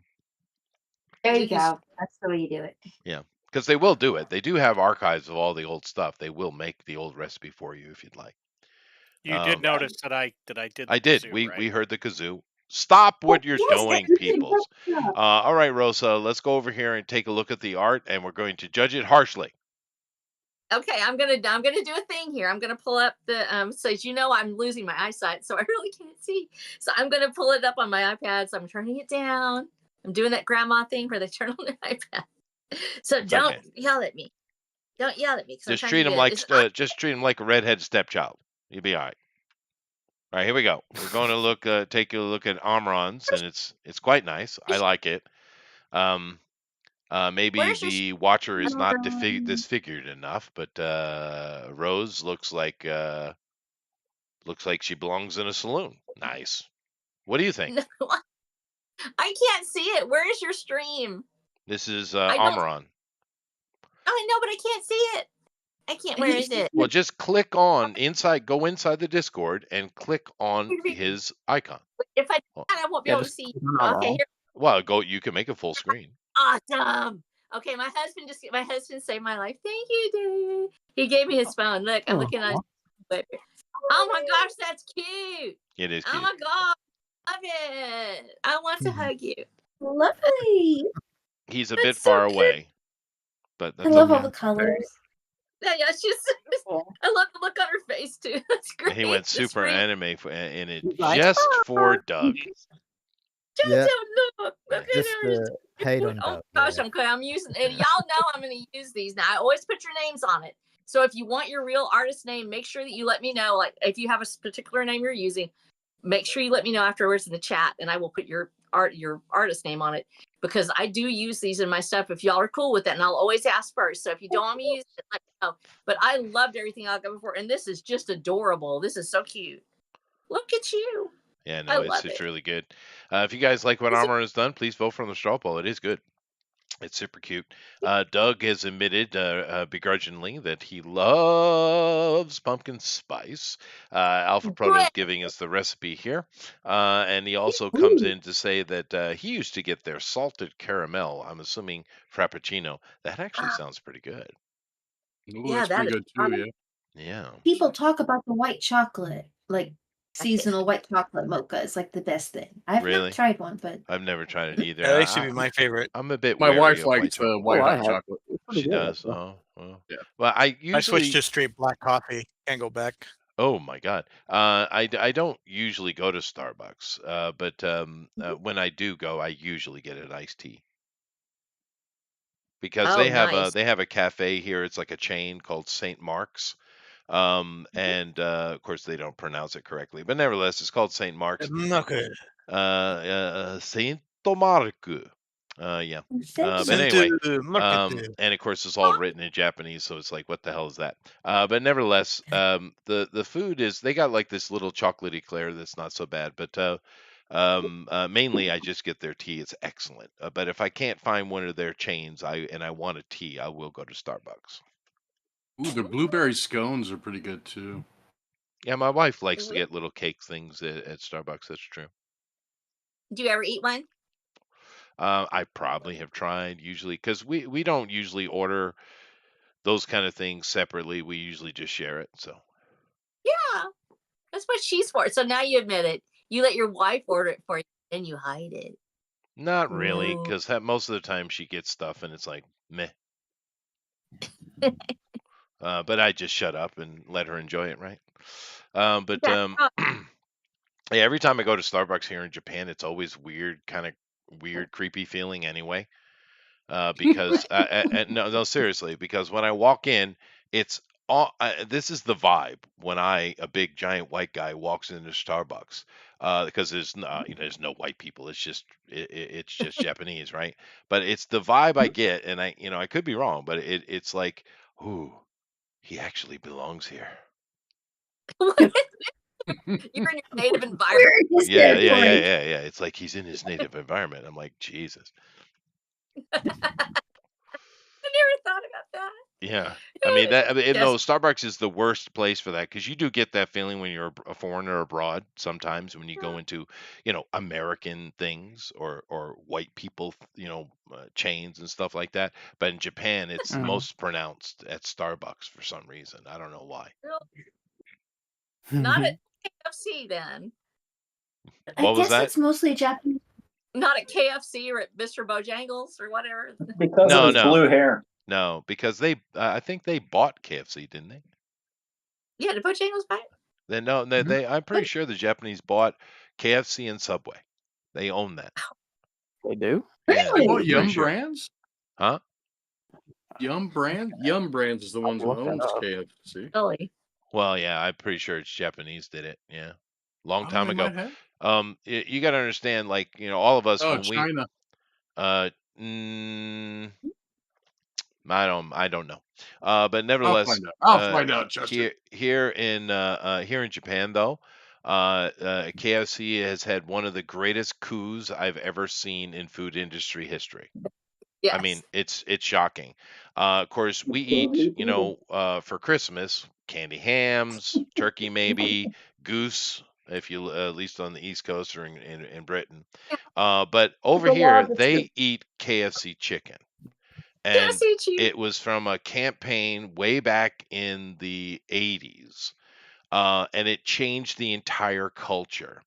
So every Christmas they eat KFC chicken. They eat fruit cakes. Not fruit cakes, but like a cake, like a sponge cake that has fruits on top. And it's become a dating holiday. And the kids get one gift from Santa Claus, and that's it. That is so fantastic. Amazing coup. Yeah, what an amazing. That's actually coup. cool though. In a way, but it's just there's been a few of those moments here in Japan because they're such capitalists, right? I mean, in their heart of hearts, they're capitalist, right? But it is interesting. We got Kinma. She says, "Hey guys, miss you lots. I should be back after the holidays." Nice, very good. Yeah. Anyway, let's move on here. We're going to Amy. Amy has drawn a coatl and a.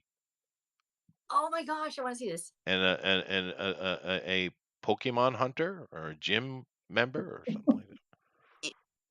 Oh, that's so cute. Why the Oh my coatl? God. Yes, it's one of my feathered serpents. Oh, you have like a Quetzalcoatl character in your Yeah. Do I have a Viracocha? feathered? Yes, we use the Tex cryptids. We actually use any cryptids from Tex-Mex, from all of that area, and the feathered serpents, of course, being the coatl. And so we actually have somebody that decided they were going to genetically modify some stuff along with Rose, because Rose is actually a genetically modified clone. She's a domestic human, but the person who helped create her also loved to make other things, and they wanted to experiment on some stuff. So that's kind of a few things that they got out of it were this Quetzalcoatl. Yeah. And that is so adorable. Oh my gosh. Well, it's so cute. The interesting thing about it, of course, there are many names for Viracocha. But one of the names, and for some reason it's universal, is Amaru, right? And both in North and the Southern continent, they all call the land. They don't call it Quetzalcoatl land, right? They all call it Amaru Ka. Oh my which is where we get No, America that's the from. real name. Don't believe any of that That is Amerigo correct. Vespucci bullshit. The natives have been Nope. calling it Amaruka for frickin' millennia, right? Lord, yay! I gotta. This is adorable. But it is interesting that Amaru is the one that's stuck, not the because there's so many names for Quetzalcoatl. Anyway, who's the girl? Is that Rose? Amy. Let's see. She was in a book, and it says name Specialist Rogers, Destiny Renee. Yeah, Destiny. Oh, okay. Oh no. Okay. So Amy. So now because Destiny have a baby koala, she's gonna have to have a baby, and it's Oh, gonna be baby Coatls, nice. Yeah, no, this is super doesn't cool. You like should finish alligators, this and but- color it though. I think you should do it like in soft pastel watercolors. That's my suggestion. Oh, that would be nice. Okay, so everything that y'all don't realize, if I haven't written it into the story, if it shows up here, it's gonna go in the story. Well, So I'm sorry. Have you written a bugbear in yet? no, but I can actually. it. Well, we have bears. We have no our chupacabra is actually called a wolf bear by the other people that don't live in the Tejas co-op. They call it a chupacabra because that's what they would think it would be, but it's actually called a wolf bear. So it's kind of like a bugbear, but it's a little different. So he's close. He doesn't have as much hair, but he actually chupacabra is. I'm not buying it. You need to look at him. No bugbear. Cool. All right, fine. I'm trying to sell you a Kia. Yeah, right. It just gets stolen by some gang. All right. But if you guys like what Amy's done, please vote for the straw poll. It is super cute. Let's move along over here to Eric, who has done his typical Ericing. Eric. I like it. It looks good. What's this character's name, Eric? Well, we have to see if Rosa can guess before I tell you. Oh, okay, go ahead, Rosa. Judge him harshly. Go ahead. I'm waiting for it to show up on the thing, so I'm making sure it's actually going, and it is. So hold on just a second. It takes a minute. I don't see it. Let me see. Yeah, if I well, can see it there's on a delay between live, but like I said, you inside the Discord, you can see it instantly, right? I know, but I can't see it. If I do that, then I can't get. I go to all the trouble of capturing everything and then streaming it all live through my system, and you don't even use it. Damn it! Hey, David, it kind of. Oh, this is so cool! Oh my gosh! Oh my gosh! Can I use this, please? Can I use this? Can I put it on my website? Can I use it? I love you. Of course you can. Now, who is it? It's awesome. Okay, that's actually Dominic, and it's great. Okay, so Dominic is he is the main the Watcher is your main protagonist, and he's actually the one who starts the revolution because of the actions that he takes. But Dominic has been dreaming this thing for so many years. He's the one who's been out there. He's been trying to get people delivered out of the system. He keeps on trying to get them freed from the slavery they're in. And he's been working on it all these years. And he is the mastermind basically behind the architect of the revolution. Much like Stephen F. Austin was for Texas, it's what Dominic is. He's the thinker, the dreamer of it. And so this is a perfect representation of him. He's got like he does owe a lot to the Man with No Name, but actually Dominic is based in part on my own father. He looks a lot like my dad. My dad would actually, like, you would see him come in something like this, and it's just cool to watch it because it's like cool.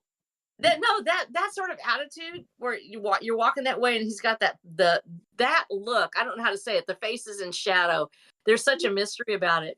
And what was really cool is I remember the first time that I watched The Man with No Name with my father. And because I'm that old, and he was like, he had a poncho in the other room, and he brought it out, and it was his poncho from Mexico. Yeah, you missed the cliff notes though, Rosa. Yeah, never trust a man in a poncho. No, yes, that was my dad. I'm gonna trust him till I die. That man, I would tell you right now, that man was trustworthy, and so is Dominic. Dominic is the kind of guy that he's not totally like my dad, but Dominic is the kind of man that you want to be. He started off as a more cynical person. He becomes a force for good because of his experience, not because life treated him well, but instead because he has so much to overcome. And so he wants something better. And I love this. That just that little sort of that pop light around it like that is perfect. Yeah. So that was great. So I'll be using this. I know I'm going to use all of them. I love all of them right now. This is Yeah. such a perfect logo, especially with the logo on there. That was awesome. You did Yeah, good. no, Oh, it is good. Thanks. It is good. Good motion, by the way, today, Eric. Although he's a bit dainty. actually, Dominic he is elegant. It's not He's dainty no, necessarily, It's but elegant. the word that would be time accurate would be dandy. a dandy. Yes, A now he is dandy. dandy, and he does show up like that. He wants to look Yeah, good. that hand is a bit. Yeah, a little bit. Well, I could put a cigarette in it or a cigar. You Little can sugar in the gas tank. Oh, that's right. It's good. It's good motion. I can feel the motion.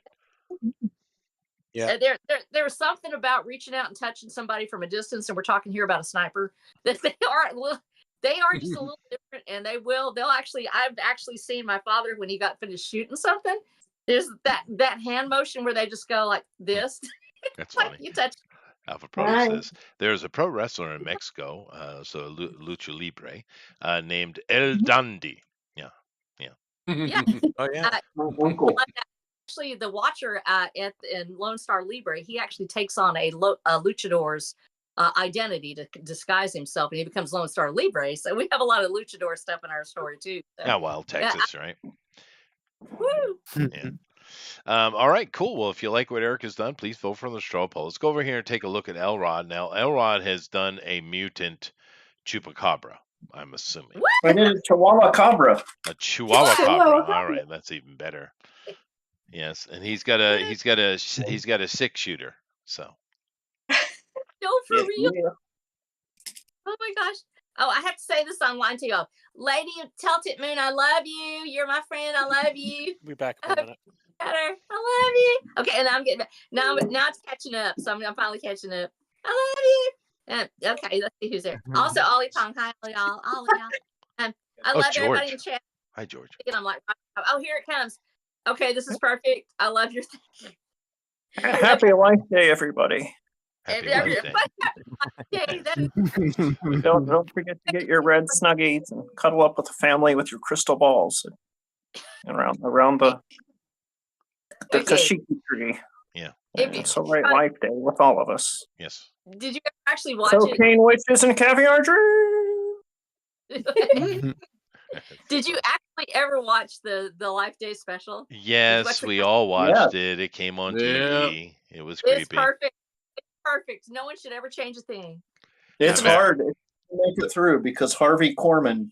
Harvey Korman really needs Tim Conway. He does. He really does. Yeah, I had that. Although that lady, would she play Maud? That was a pretty good segment. Oh yeah. Arthur. B. Arthur. Yeah. However, I actually think I saw that before I saw Star Wars because it was on TV. Yeah. Weird. Yeah. That's a weird thing to see first. It is. Yeah, it is. Well, at least it was like Then you started moved picking on up and kids that sit like down, Star right? Wars. At least it was like an improvement when you saw the actual movie. You're like, whew, Yeah, okay, that's this true. is all Then right. you're like, oh, it's back. Yeah, My expectations were very low. those Yeah, movies hold up, man. They really do hold up. I showed my kids and they First loved three, them. Yeah. They hold up. Still, But anyway, Rosa, what is your opinion of the Chihuahua Cabra? Finest chupacabras with a gun that I've ever seen in my life. It's a Chupawawa. It's Kind of like the old D&D kobold, really. so since we do have a baby chupacabra in the story, and I will give him a gun. Now he may not be able to hold it like that, but he's gonna get one because of you, Elrod. Thank you. So you're now affected. Chihuahua Cabra needs an iron on his hip. Well, yes, he does. He loves the cowboys, and he wants to watch them. The little cowboys around him. He's all his mutant friends, and he doesn't know he's a chupacabra. It's really hard on him. Oscar has a tough time. He's Well, you know what? You got to bring back the 10-gallon hat. Yeah. He would love it. He would actually love to have a 10. Bob says, hey, El Dandy and his was great. He and La Parca would have been the greatest lucha tag team of all time. Interesting. Oh my gosh. Oh, and I wanted to tell Lady Celtic Moon. She said I was leaving the good stuff out. She read my book. She's amazing. She read all the books, and I was like, I love her so much. She's my favorite, like my reader. I love you, Lady Moon. And yes, I left so much out because I don't want to give all the spoilers. It's like there's so many spoilers in the story, and if I tell all of it, then I'm not sure how to do it. So yes, I will include good stuff later. I will make another one, and I will like have it in there because I love you, Lady Celtic Moon. I love you very much. Mm. He's Yeah, I great. don't. I didn't really get to see much of the Mascara that didn't come into the American leagues, so I Oh, haven't really really? seen much. Yeah. Oh, you can watch it local here. Like you just pick it up, go get Well, it. I'm a bit far away, I know. A little bit. a little bit. Anyway, if you guys like what Elrod has done, please vote for the straw poll. Let's move over here and see what Melissa has done. And Put it in my window. There we okay, there it is. We have a robot. Nice. Oh my gosh, is it my robot? go. Oh, yeah, so it- Aw. He's a Jawabot. I like it. Cute. yeah. Y'all what? He's got He is a frilled, cowled poncho or Yeah. jacket or just His blanket. name Maybe is it's a Sharon. blanket. Okay, What? now tell me how we're supposed to, his name is Sharon. Sharon. Charon. He is a cartographic helper and river ocean navigator. That's And he was pronounced built Chiron, just so you know. Chiron. Okay, fine, but he is Cajun. He's actually got a Piro. He was built from a repurposed security robot from the Texas Gulf Coast Museum, which actually has a French or Arcadian Cajun, otherwise known to all of us are now here, history. And we have a big history of Cajun culture in Southeast Texas, especially out there on the border. Sure. So Sure. I love it. This is so cute. He is made out of a trash can. Is put together by this mysterious maintenance man who showed up and put him back together and put him out there and built the Piro and put him out there because the Piro is silent. So you can't be detected by sound wave technology that might pick it up on any of the surveillance stuff. So Chiron actually floats through the waters at night, and he goes up and down in the ruined of the ship channel at Houston. And so I loved researching this because it was so much fun because the Houston ship channel is fascinating. And all the river stuff. And Chiron, or Sharon, as he's known, was it Sharon, mon cher, and Ross, c'est le venton roulé, which is, let the good times roll. He is absolutely adorable, and he loves his boat. His boat is his favorite thing. And now this is my favorite rendering of him ever, honey. He's so adorable. He is Look cute. at his little He is cute. adorable. And Yeah. he's gonna Yeah, have a no, big part- the Creole cultures are found all the way from Florida to Texas. Yeah. Yes, it's all the way up there, and a lot of people forget that. So when he just sort of showed up, I was writing the character, and this boat comes up, and Chiron's on there, and instead it's this little robot, and I was like, "Oh, where'd you come from?" And he starts talking. I'm like, "You're a Cajun robot!" I got so excited. He showed up in that Piro, and I realized I was going to write him that way. So he is absolutely one of my favorite new characters, and he's going to be in Hellbelly Highway. So he'll be in book number 9. And that'll be the last part of the road series, and he will show up, and he's going to be a major character. So he's part of that tech world that's been hiding out there this whole time, where we're creating these ancient technologies and tying them back together with what scraps and bits they can find. And he's the perfect example of this. And he's so cute, honey. I love him. He's adorable. Oh, bless you. I appreciate that an awful lot. I think I might have to read this. I think I'm in love with this robot now. Okay, no, you should be. He's coming. He is coming. I'm gonna show you. I'll send you the book when I get it done. I'll send you. Everybody gets a free. Go up in there and get it. Well, thank you very Yay. much, honey. Free If you stuff. guys like what she's done, please vote for her in the straw poll. All right. That is so cute. Keep going on. We got Jason here, Mr. Motion, of course. Ooh. Mr. Oh no, Motion. no. That's really good. Damn. You know he's good. Damn, dude. If you guys don't vote for Jason, we haven't seen them all though. That is good, dude. Vote for Jason. You hate puppies. That's No, dude. Good job. Yeah, Dude, that's- guys, take a look at that. That is really good. Oh, I like yeah. that. Yeah. Gosh. Oh, That is excellent. Really? Really good job, that right dude. there. That right there's the reference. Oh, I Gosh, see. hurry up. He's really perfect for it. Dude. Like the eyes and everything. I love the eyes. They're so Yeah. menacing. Yeah, no, Oh, that's this. really, really good. Yeah. It Oh my. reminds me of Chester's favorite movie, The Sword and the Sorcerer. Uh-huh. Uh-huh. Uh-huh. Yeah. Mhm. I Oh like my that God, one. I like that one. fantastic! That's got a great bad guy in it. Lee Horsley. Or I also like The Sword and the Serpent, or better known in Slavic as Ilya Muromets. Jason, did you? Okay, so I'm seeing you did this old school. What are you using for your pens? Are you using chalk or what are you using? Okay, This. so this pencil right here, excuse me, this pencil right here is white charcoal. I use it.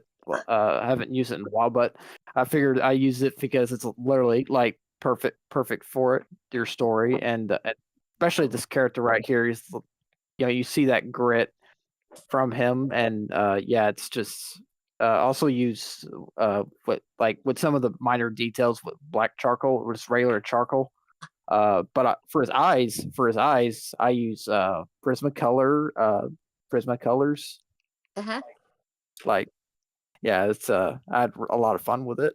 That is No, killer, it's dude. So That's a really, it is. really good piece. It's killer. Of course, we It's say that amazing. all the time when Jason stuff pops up, like, damn. Uh, But that is really good today, yeah, Jason. If you guys like it, please vote for the straw poll. And honestly, if you don't, perfect. you And hate like our puppies. intent. So, let's move over here Thank you, and take a Russell. look at Alan's, which is also really cool. Although this is, I think this is Alan, a fetish of Alan's, to be honest with you. no, it's not. No, it's a Whatever it is, I don't. Maybe. no, it's a fetish. I think What? I have voted. What? You can't say that. I can. I know. I can't see. I feel so bad. I'm like waiting for like seconds later, and I Well, can't see. it's like this feral beast with a goblin girl dressed sexy with large breasticles. Breasticles, there you go. Average size. That's a new one. I'm sure she's got beautiful eyes. She does. Pretty Yeah. green eyes. Yeah. Not a And goblin. clearly she went to the club because she's got her extra toed pointy boots. She does. See? Okay. So what motivated this, Alan? It is. It's a character of hers. Yes. This is Rosa and her dog Spot. No, it's his Chupacabra. face. Yeah, the Chupacabra. You named him Oscar. Yeah, she named Oscar. Oscar the Chupacabra. She, And who's okay, the girl? that is Rose. She's green Rose? skinned. Yeah, she's got She green skin. It, I didn't know. All's actually nice. She has they all have like kind of like scaly kind of skin, right? Yeah, now she doesn't. She's actually you captured her perfectly. She doesn't have the scaly skin. She's got the smooth skin. Okay. She actually has and this is I went in and researched on this because I was like, how do you usually mark a genetic creation? Usually you'll mark it with a fluorescing marker. So in this case, they put in the jellyfish gene, and they actually do this with clones and things that they make right now. That if you put it in there and you'll actually show up with a black light and they will fluoresce green. You can have living creatures. They'll do that with cats and dogs and all kinds of stuff. So they did it with Rose and all of her little clone sisters. She is literally will fluoresce green whenever she's exposed to black light. Damn Fauci. And she has that sheen even when she's in a regular light, but as soon as she hits that black light, and that's one of the reasons it's so critical for her to be careful about how she exposes her skin, because she can be found just by somebody scanning with it. And so he did it perfect. So many people don't realize she actually has this greenish cast, and that's me not being able to really because I only draw in black and white pretty much, and it's easier to do it that way. I can't do color printing. But on the color, there's one cover where she is on there, and she has that golden green skin, sort of that citron color, actually is what it is, in natural light. And then she fluoresces this color if somebody flashes it on her. So it was that's perfect. That was a total classic. And yes, she's this little bitty round curvy person, and she loves her Bushmaster with all her heart. She's like 4 feet, right? Yeah, she's 4'6", and that's totally not me. I didn't marry Sue myself because I'm 4'11", and she's only 4 feet. Incredible difference there. And you don't have green skin that we know of. Actually, I have olive skin. I have olive skin, and my mom I've only seen myself turn green one time, and it was when I got off of the spinning sombrero hat at Six Flags over time, and I thought I was going to die. I had a real funny moment once in Taipei. I was walking along and I stopped because there was a Taiwanese news company, and they were asking, I think, one of the Matrix movies had just come out or something. And they asked me if I had seen the movie, and I knew the star, and I was like, Keanu Reeves, and they asked me questions about it, for their nightly. They were going around and canvassing for some nightly news thing, which I didn't even see. But nevertheless, they asked me so. But after, because I had stopped, right? But I didn't really realize that I had stopped under a bizarre fluorescent light or some kind of light. And when I looked around, everyone was green because they're all Asians, yellow tinted, right?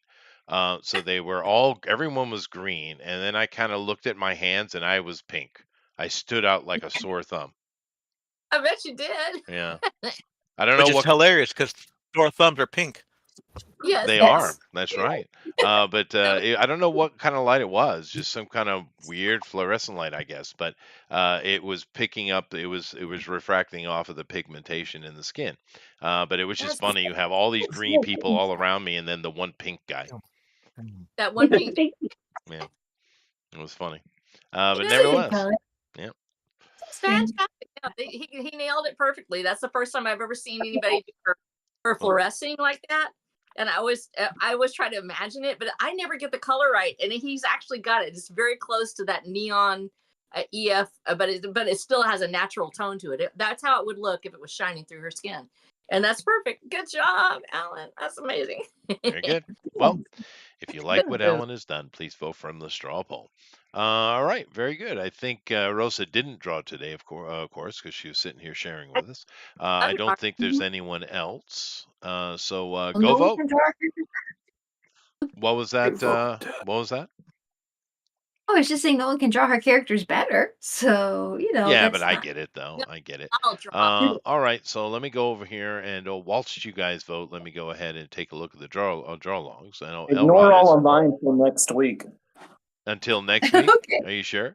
Yeah, I thought this was Christmas week that we were doing Christmas. Oh, okay. I'll ignore it until next week then. So I just no, they're great, though. All of these, or you want me to ignore all of this? Yeah, no, it is all Christmas themed. You're right. Yeah. All right. So we got Jason Gonzalez. And let's see here. Make sure okay, that's correct. It's not going to work anyway. I don't know what I'm thinking about. But anyway, we have Jason Gonzalez, and I like what he's done. I think he's captured your watcher in the most mutated way, possibly. He did a fantastic one last time too, and I'm not seeing it yet, so I'm just feeling this time. He did such a fantastic one last time, and I've used, and it was just this very simple line drawing that he did. And I know you remember.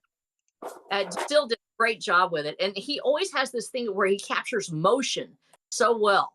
I just even that scratchy point, it's like he's able to show the way that characters look when they are in movement from one point to the next, and that's always that action part of it that I love about his work. And so I always get excited when I see he's got stuff out there, because I'm like, no, it's actually really good. And of course, you guys, I am sharing it so you take a look at it. But this is definitely looks like a mutant of some kind. That's great. Yeah, it is good. Good job. That reminds me of the Fallout character. The you know what I'm talking about? The ghoul. Yeah, the ghoul. Yeah, the ghoul. Him. Yeah. You know, That's all I ever hear anyone talk about that show is that guy, the guy from Justified. He's an awesome character, though. You have to give him credit where credit's due. Yeah, he's a good actor. I like him. Yeah, I haven't seen the show, but Jason, this looks like if Steve McQueen was the Watcher. Kind of, yeah. Look, it's that same. It's definitely got Steve McQueen's rough skin. Yes, and Lady Kelty said it's the ghoul. It does. He looks so much like ghouls. That is so cool. I love it. You got the scar in there too, but awesome. It's so good. I love it. Can I use Jason? Let me know. That is great. Yeah, throw some color on that, man. That's awesome. All right, so I'm not showing any of this stuff from Elrod until next week. He's got a lot. So let me go over here and grab Doug's. What was that? You can show penguins if you want. That's all right. I'll save it to next week. I have patience. Yeah. stuff ready for next week. I'll have to do some Christmas. So let me see here. Elon Musk is all excited about being Doge. Man, that guy is so corny. Yeah. He's so corny. And in a good way. I do like this. I can't remember his name. What's this guy's name? This comedian, this Scottish comedian. He's Craig funny. Ferguson. Yeah, he's funny, dude. I get a kick out of him. And of course, he's got Meghan Markle here, whoring it up as she usually does. She's a princess now, y'all. All right. Anyway, that's not funny. That doesn't look funny at all. What are you guys protesting? Water? Probably. Let's see. This guy just pulled 200 IQ move. Okay. But you need Possibly the water. greatest scene of all time. Oh yeah, this is from Oh, yeah. Army of Darkness. Groovy. It's great, dude. It's great. Darn It's not as iconic as the original where he does it because it comes out of nowhere. But this is Yeah. cool as shit. Yeah, groovy. No, it's, I actually back and watch all of them. I've been watching them in pieces because there was like a time when I actually confessed I had never watched Ash at all. I'm so in love with that series, and I think it's just amazing that they did it like on a shoestring budget for the first one. Like they were just some high school. They suffered for that. But yeah, no, it's Bruce Campbell is the chin, the almighty chin. Chinny chin chin. Why are you punching a woman, lady? I mean, are you actually out of your mind? What are you doing? That's not fun at all. Oh, Jay Leno. He was never funny, but he's good with cars, though. Oh, he is. Yeah. He has a bunch. And he's mega rich. I'd love to know how. Mm-hmm. I mean, he's mega rich, and I'd really like to know how because he's really not funny, Very good unlike for at all. Steep cliffs. He's not very good with. What do you say? I say he's not very good with cliffs or like very deep inclines. Yeah. Most You can walk down. Yeah. Oh, the UN helping out terrorists again. No, what's new? Let's see. Oh, Every yeah. woman should fear this. Yep. Well, it is what it is. What you get with Islamists. Let's see here. I'm still not finding anything cute. It's supposed to be cute. That's not cute. It's You're hard to being find mean. cute. Oh, look, it's little. It's as Wednesday Addams should be. Not adult that is so dumb. This is Wednesday right That's here. cute. Yeah, she's super cute. That's quite a little show. It is. But she's also like demonically cute, which is the way it should be. Yeah. Absolutely. Well, of course, he's going to dance here in a second. If Little you buff girl. guys want to take the moment. She's trying to talk him into dancing and releasing himself. So he does this. Actually, I wonder if he practiced for this guy. Oh, he most likely did. Yeah. Yeah. I mean, no, watch this. This is really awesome. Yeah. He's just kind of goofing and warming up here. He's about to go off. There you go. There it is. Era of the monkeys. Yeah, I know, right? Oh. Right. He really got into it, The huh? banana splits. Oh, wow, That is dress, what a something. murder. Usually they don't show it coming in so low. They Mhm. usually show her kind of floating. Yeah, interesting. But that was cute. That's probably going to be it because I don't think I'm going to find anything else more cutish. I have a feeling it's just going to be a bunch of dumb people doing dumb shit. Hey, Doug might have made something Oh, cute. one of the greatest Oh, movies Galaxy of all Quest. time. Oh, I've Yeah. watched Agreed. it time. Yes. And does this count as a Christmas movie? No. He's I in don't one. He's think also so. in one of the greatest Christmas movies of all time. Same guy. Die Die Hard. Hard, baby. And I was talking Harry Potter. Oh, No, Robin true, Hood. true, he's in the Harry Potter. Yeah, Robin Hood too. Yeah. Yeah. Christmas Alan is Rickman, the man, for sure. But I'm gonna go with Wednesday Addams shaking it out, getting her thing on. You get The it? Frug. Was that the Frug? Is that what they were calling it? Yeah. It's cute I though. think. Actually, That is cute. I have zero interest in this modern stuff at all. All right, so what is? Let me make sure I got my my sound in the correct position, which I don't. Of course, I don't. Because this computer, because I bought one of those OLED TVs. Have you guys ever tried one of those? I've seen an OLED Switch before. It has a nice screen. Well, it's a big old Is that where OLED they add the color yellow?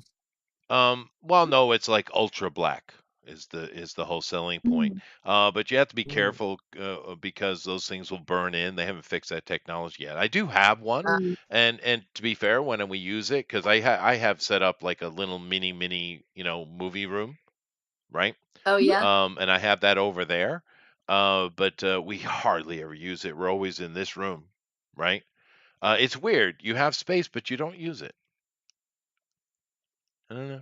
Anyway, and I just got the 4K Sony Bravia here, which is freaking awesome. But I have my system set up to run through this TV, so I'm always switching my audios between computer and TV. Anyway, I fixed it. So here we go. My Bravia is 10 years old and still running strong. Dude, Bravias are badass, dude. They're the best clarity. I mean, like OLED's the next technology. I think I bought it. I pulled the trigger too soon. It's just not there yet. But no, the frickin' Bravias are awesome, dude. Anyway, but yeah, my father would be upset with me. Oh. No, he doesn't like when I buy non-American stuff, made in America stuff. But how are you gonna buy a TV then? Well, dude, back when I was a high school kid, I was making a lot of money playing my my saxophone, right? And I actually went and bought my parents I forget how big it was, but it was really big, a gigantic RCA. Oh yeah, well yeah. Yeah. Oh, They don't wait, make I wanna those look- anymore. Dude, that thing lasted 40 years. Or Magnavox, that one's gone too. Yeah, but I mean, it lasted a long time, incredibly long time. The thing is, It was it actually would. You could use those until if you busted the tube. If you did something to that would. Of course, it also weighed about the same as a dump truck, so you know. Well, there's that. Yeah, there's that. So we got ourselves a Texas cowboy gambler here. Let's see here. Yes, you do.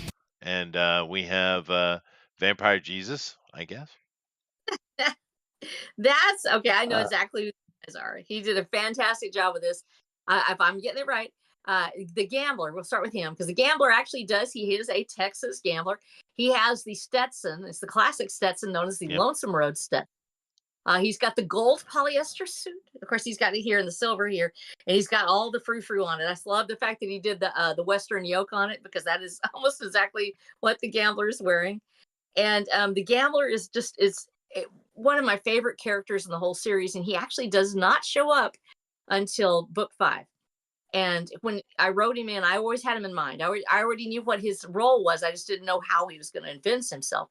And he has become such a fan favorite. And one of the reasons why is because he is absolutely brilliant. He is a complete nerd. He still has, we call them War Hexen figures. He has his War Hexen figures that he keeps in his cabinet along with all of his fine liquors that he has.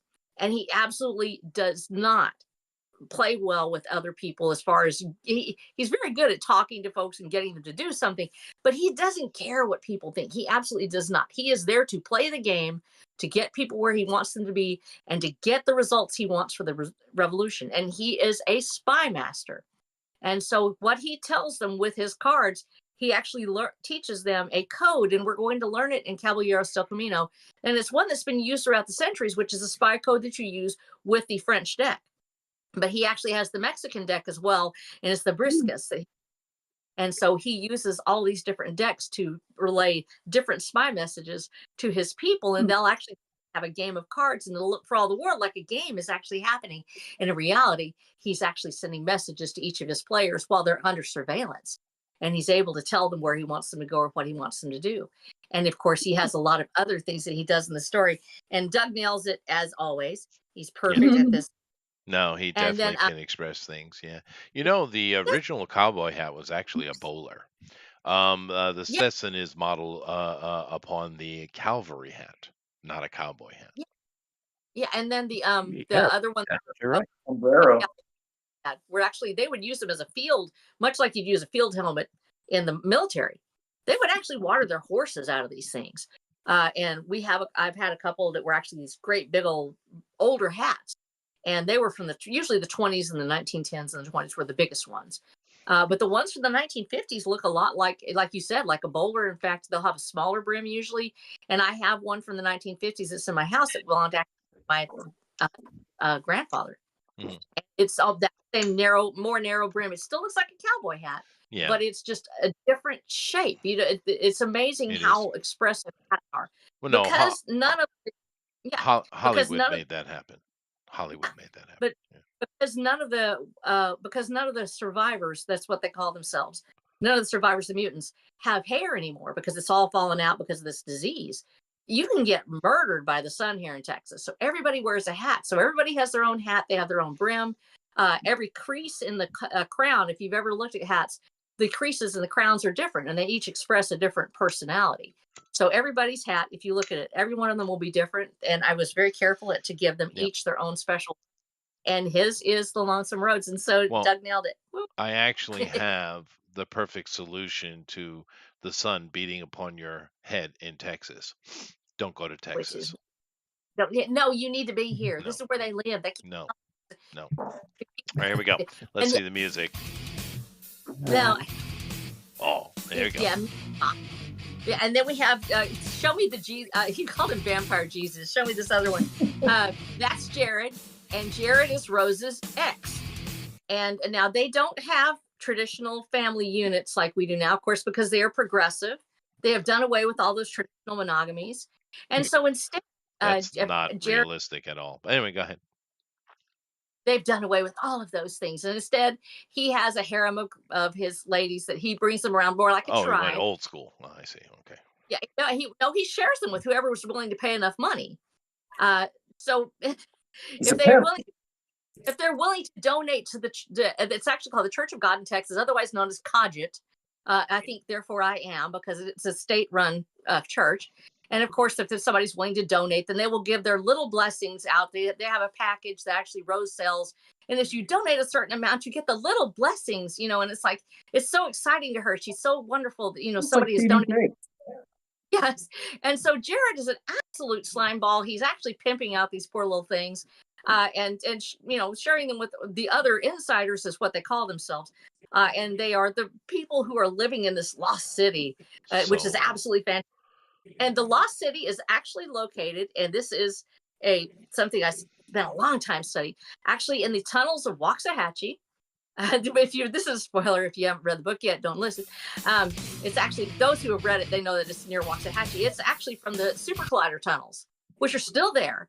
And we actually said, what if we had this lost city in these Super Collider tunnels, which are way deep in the ground? There's at least 50 miles of these things.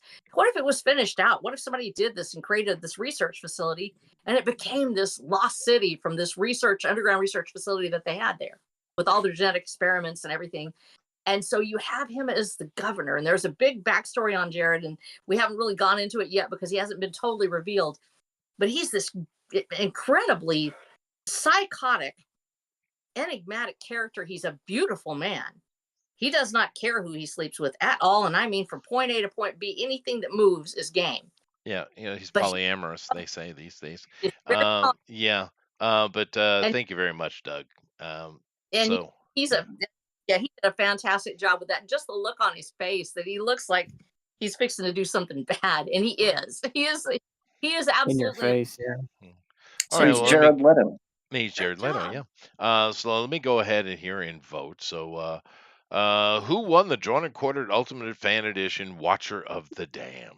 I have multiple choices as usual, and I do think I'm able to move things around today, so that's good. Let's see. I have the first choice I have is Amy. It's Watcher of the Darned. Thank you. That's great. That's perfect. Yeah.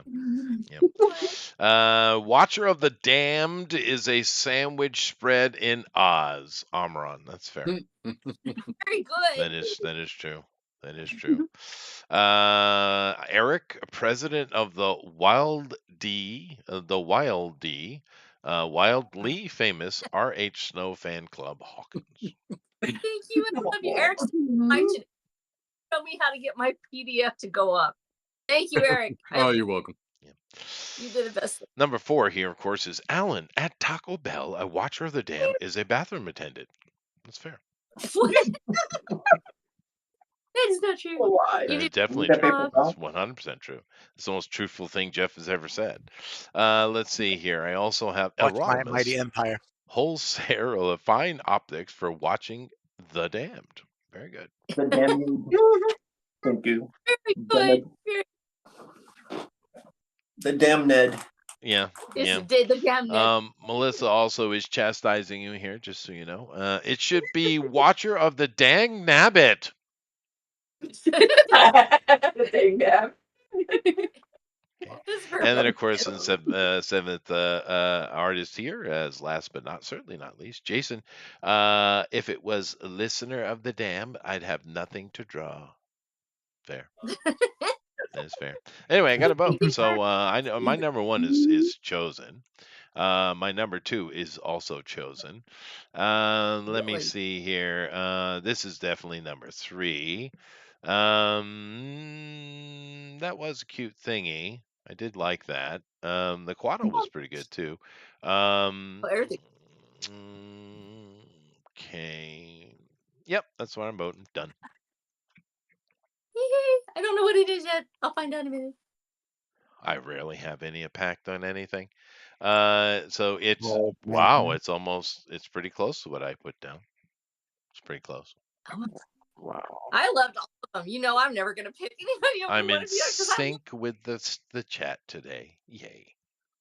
Yay, chat. Thank you, chat. I love Oh. you. Mama. Now, Jason names, but I killed know it you're today, though. Jason killed it. I mean, they're all great always, of course, but that was really good. Yeah, that was really good. It was perfect. So Wow. so much menace you were able to pull out of that dude. Yeah, Oh, the You don't yeah. even imagine- have. You just had the eyes too, man. It's amazing. I know. Yeah. Like Those are the imagine literally what I did was imagine you like instead of just staring directly at you while you're standing, imagine you like falling down or something and you're looking straight up at him and he's looking down at you menacingly like that. Like that. Yeah. Yeah. Well, what you do in those Absolutely. moments to That's break the exactly tension what I is you was sing some old ragtime song. Yeah, That's how you do Hello, it. my darling. Sing this song. No. That definitely breaks the tension for sure. And then you have a friend. Yep. Yay. Yeah. Yep. All right, I'll give it a minute here. We do got a bunch of people watching, so guys, go over and vote, please. Of course, it's in the chat. Just click on it. Once That's again, great. you don't have to download nothing. You know, just go and click on it and do your thing. You don't have to download nothing. I know people worry about that, which is why Only we $1 use these per kind vote. Yeah. it goes directly to Mr. Eric Hawkins. Yeah. Goodness gracious. Yeah, now here in a minute, of course, we're going to go over and we're going to talk to everybody and see what they're working on. And of course, we'll end with Rosa. Next week is my last here. No. For for the 3 year. weeks. I was wrong. I'm going to be away 3 weeks, not back in 3 weeks, because I got 2 weeks Oh. in Malta and then a week for travel and recuperating from my vacation, as you always need. That's true. Yeah, the 16th. Erica was right as usual. So good job, Eric. Yeah. Good job, Eric. There you go. But Awesome, next well, week, what are we doing next week, Eric? Christmas. Oh, that's right, Christmas. Perfect. And It's Elrod's our already holiday ready. show. It's our holiday show, Christmas. Aw. Christmas vacation. Christmas vacation. I love it. Yeah, but just keep in mind if anyone sings anything from Mariah and or Carrie, you will be booted from the chat. Oh. Okay. Anyway, I want to say You'll be thank you very banned, much. as You will be they say. banned instantly. Yes. I am somewhat potentially can be swayed to be partial to a certain George Michael, but other than that, Beatles, I don't know, maybe. Nevertheless, thank you very much, Elrod, Melissa, Amy, of course, Amaran, Alan, and Eric. But our winner today is Jason, and rightly deserved. Claps for everybody. Very nice. Very, very nice. All right. Thank you, everybody, for coming in. And go ahead, Jason. Sorry. No. I was saying how just thank you guys for That was a great for piece, real. dude. Like That's I'm really glad good. I came in No, I'm so glad you came. I was worried you. because I almost didn't. Congratulations for knocking me Yeah, off my throne.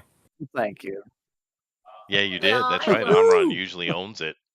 Armron is very good at everything. all That's the true. time. That is true. I know.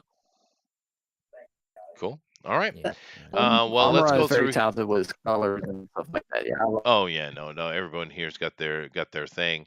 Honestly, I think as far as the a completely polished look, everyone you kind of know who they are when you see it drawn, but it's probably Alan, because Alan is an Alan Alonso piece when you see it without question, right? Yeah. But and then my daughter told me I had to say this. Mexican Spider-Man changed her life. it is amazing. It was amazing, dude. The music and everything, it was so perfect. But yeah, I'd say Elrod also has a look. Elrod has done that. Amron does too. Yeah, everyone does. Everyone does. But I'm just saying that Alan's is the most distinctive, though. It's obviously Alan Alonso, right? And it's great. And it's interesting. I don't know the journey of that, although I kind of do because I've been watching you guys here for so many years. But I'm sure it's a journey for an artist to find their style, to find their thing. Right? What is it that I do? And I think George Gatsis was one of the more interesting to me, although Todd pissed him off and he went away and yelled at me about it, which is kind of weird. But nevertheless, Todd left too. And Todd left too, yeah. But that was more of his own doing, wasn't it? But George is interesting because he was doing that little blue character, that kind of Dr. Seussian style, right? And I was like, oh, it's kind of cute. I get it. And I just thought that's what he did. But then he came on and he was just doing the normal show, and we did, I think it was Superman we did, or Justice League or something like that. And he did just standard, and I was like, you're a really good artist. George is fantastic, dude. Yeah. And I was like, why do you draw that little blue guy? Right? Ooh. But it's because it's his style. It's what he gravitated toward, right? It's He very does good 3D interesting. stuff too. Hmm? He did a lot of good 3D stuff too. Yeah, no, Yeah, he's a George, 3D boy, he's modeler straight too, on, yeah. man. It's really good stuff. Mhm. But it reminds me a lot about it kind of reminds me of Picasso. Because Picasso, what he's famous for is basically being a philanderer, really is what he's famous for, a drunken philanderer. But his art is god awful. My It's hero. god awful, right? But you ever seen his traditional art? It's fantastic, Yes. dude. It's fantastic. And it's Nobody like, ever said anything. Well, his Okay. napkin Sad art sound. is better than his paintings. yeah. But I mean, it's just people find their niche, and for Picasso, for instance, it worked out. I really think it was more of his gregariousness that made him famous than the actual art, because that is god awful. He's saying, I've taken the 3D and splaying it out. Fuck off, dude. It's garbage. Garbage. Yeah, Van Gogh actually was like drawing like really realistic paintings and stuff like that, and I don't know what happened. I guess he went off his knocker or Drugs. something, Yeah, Course. drugs. Definitely drugs. probably. Yeah. Yeah, And probably. syphilis, maybe syphilis. Yeah, probably What? syphilis. You'd be Yes, the surprised how color. many people had syphilis at that time in history. When you cut off your ear and give it as a birthday gift, it tends to affect you. Yeah, a little bit. It tends. Yeah, a little bit. But nevertheless, let's go ahead and go through everybody. So, Amaran, how you doing? Yeah, all right. Yeah, all right. How's the weather? It's warm. Yeah, yeah. Are you anywhere near Port Arlington I don't even know that. in Melbourne? Don't know that.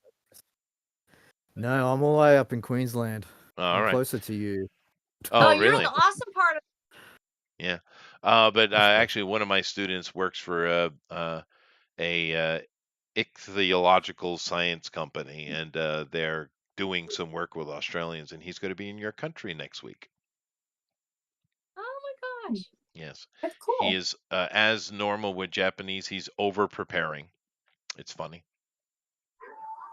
He checked ahead to see what the weather was, and it said it was going to be 38 when he arrived, and then he's like, Yeah, so he's it's preparing. getting really high Yeah. very quickly. I don't Yeah. understand why. I know it's your, of course, it's your summer is coming It's not- on, but he's going to Melbourne. That's like, if we look at our longitudes, Yeah, right? even for that, it's like even from Melbourne, that's quite record breaking. Yeah, it's Right. Is pretty. it I hot? thought it Yeah. was really hot. But nevertheless, Alpha Proto says 52 here. Well, dude, yeah, that's probably Fahrenheit. Yeah. I was using Celsius. Celsius. I do apologize. When Celsius? I'm speaking to an Australian, so I'm being polite. Oh, okay. Very good. Yes. They don't understand. Last time I explained that imperial math is far superior to metric math. Thanks.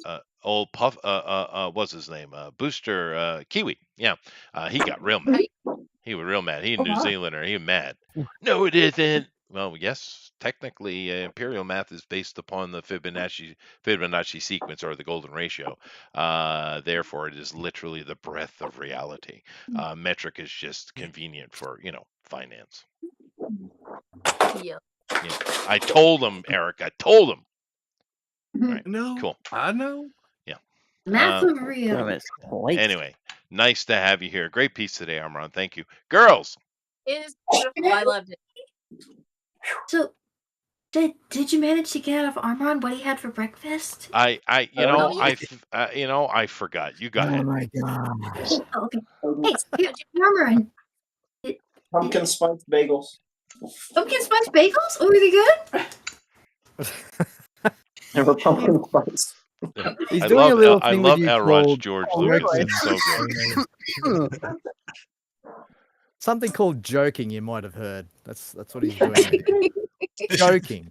Yeah, I joke. did. It's called a joke. Because I am a joke. What's that taste like? If it actually Is that was savory the or case, sweet? so- I am a I've had huge pumpkin joke. spice pancakes. Yes. Yeah, that exists. Yeah. Yes. Yeah, I made pumpkin they actually pancakes sell, not long ago. I had pumpkin spice English muffins not too long ago, actually. The only thing I do that involves cinnamon that isn't inside of the stew of some kind is French toast. no, although you could, but it's exceedingly rare, like once a decade. I get this urge, and I'll toast me up some bread, and I'll put some butter on it, and then take sugar and cinnamon and shake it on top. Yeah. Well, cinnamon Good. too. Yeah, That's fairy bread, right? If you eat enough yeah, of that, fairy you'll bread. Yeah, become the fairy bread. Hamanite. Yeah, Wait, I don't. you don't I, drink Fireball? No, I don't. I drink water, coffee. Yeah. I never had a Yeah. fire. But like once a decade, I don't know. You know how sometimes you just get an urge for a food out of nowhere? Yeah, Joe Mhm. King, Alpha Proto. Yeah. I mean, George is a killer artist, dude. Anyway, I'll continue on. So he had pumpkin spice pancakes, girls. There you go. So God. Melissa, when are we going to be doing your thing? Ooh. How far along do we need to be? Do we need to have like does the game need to be an open beta? If we have like a functioning demo, like how? Functioning demo would be or open beta. How about even. we just kind of start talking about it, and we can do little things as we go through, as things happen. How about that? How about we talk about it first, and you kind of lay out the world for us, and we do some art. You never know, as you're producing and doing production materials and things like that, you might find some of these artists useful. I would love to have all of my friends like working on this somehow, and I think the way that it's laid out, it would sort of work for that. It's kind of not quite a sandbox, but sort of the way that things are brought together. So, I would always love to have you guys with us. So, Oh my gosh, it'd be so much. Alan really has the question: do you have any really short, large breasticle greened women? Yes, they turn green after they see me naked. Well, fair. Oh, that's Aw. sad. Yeah, it's not- Because they're overwhelmed. No, because they're out of breath from me cooking them. Okay. Yeah, but I I honestly, mean, yeah. But honestly, Melissa, I think it would be great if you we just start talking about it. Yeah, seriously. Yeah. Talk to Eric, set something up, and just kind of introduce it to us. What are you doing? Talk to the talk to the 60, 80 people that listen to this show, right? We should Um, tell all our friends about it. yeah. That'd be Um, amazing. but I think you should just put some little package together to give everybody here, and we just come in and start talking about it. It doesn't have to be Aw, done yet, in my opinion. okay. Yeah. Just Awesome. part of the Well, plan. yeah, I mean, if you guys are fine with that, that'd be great. Yeah, maybe some of the concept art for reference and stuff like that. Sure. Yeah, Yeah. Sure. that sounds awesome. Okay, Hey, cool. I'll Yeah, just that's change. awesome.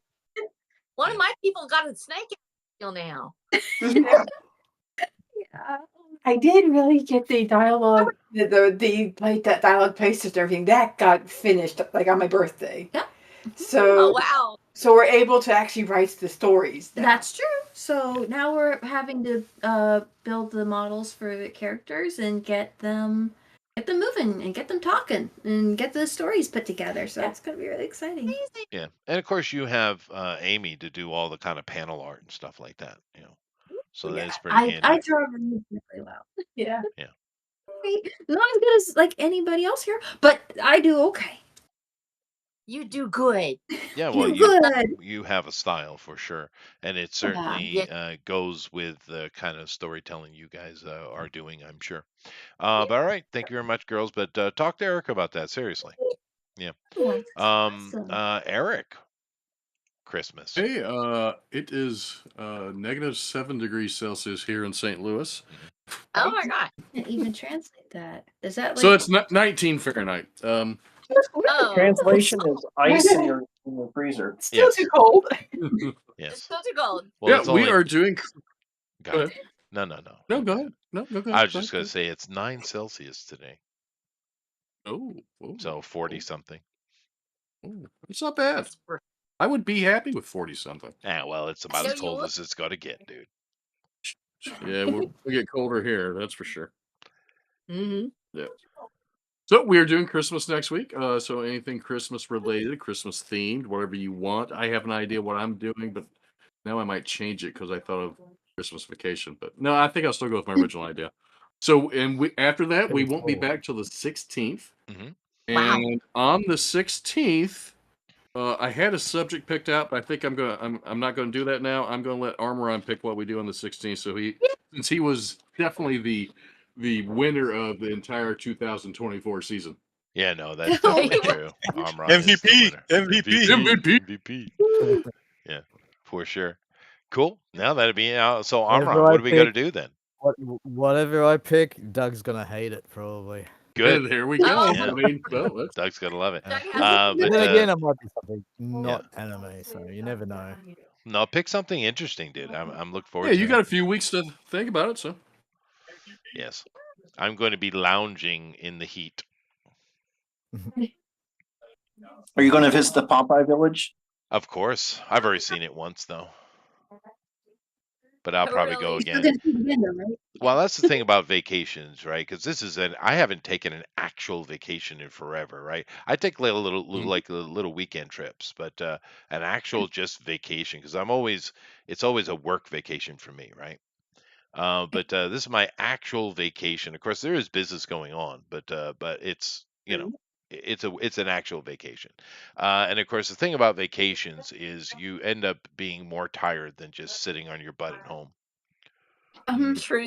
yeah. That's true. Walk all over the place, go to see stuff. But well, the good thing about there, and I do suggest your money spends well in Malta, guys.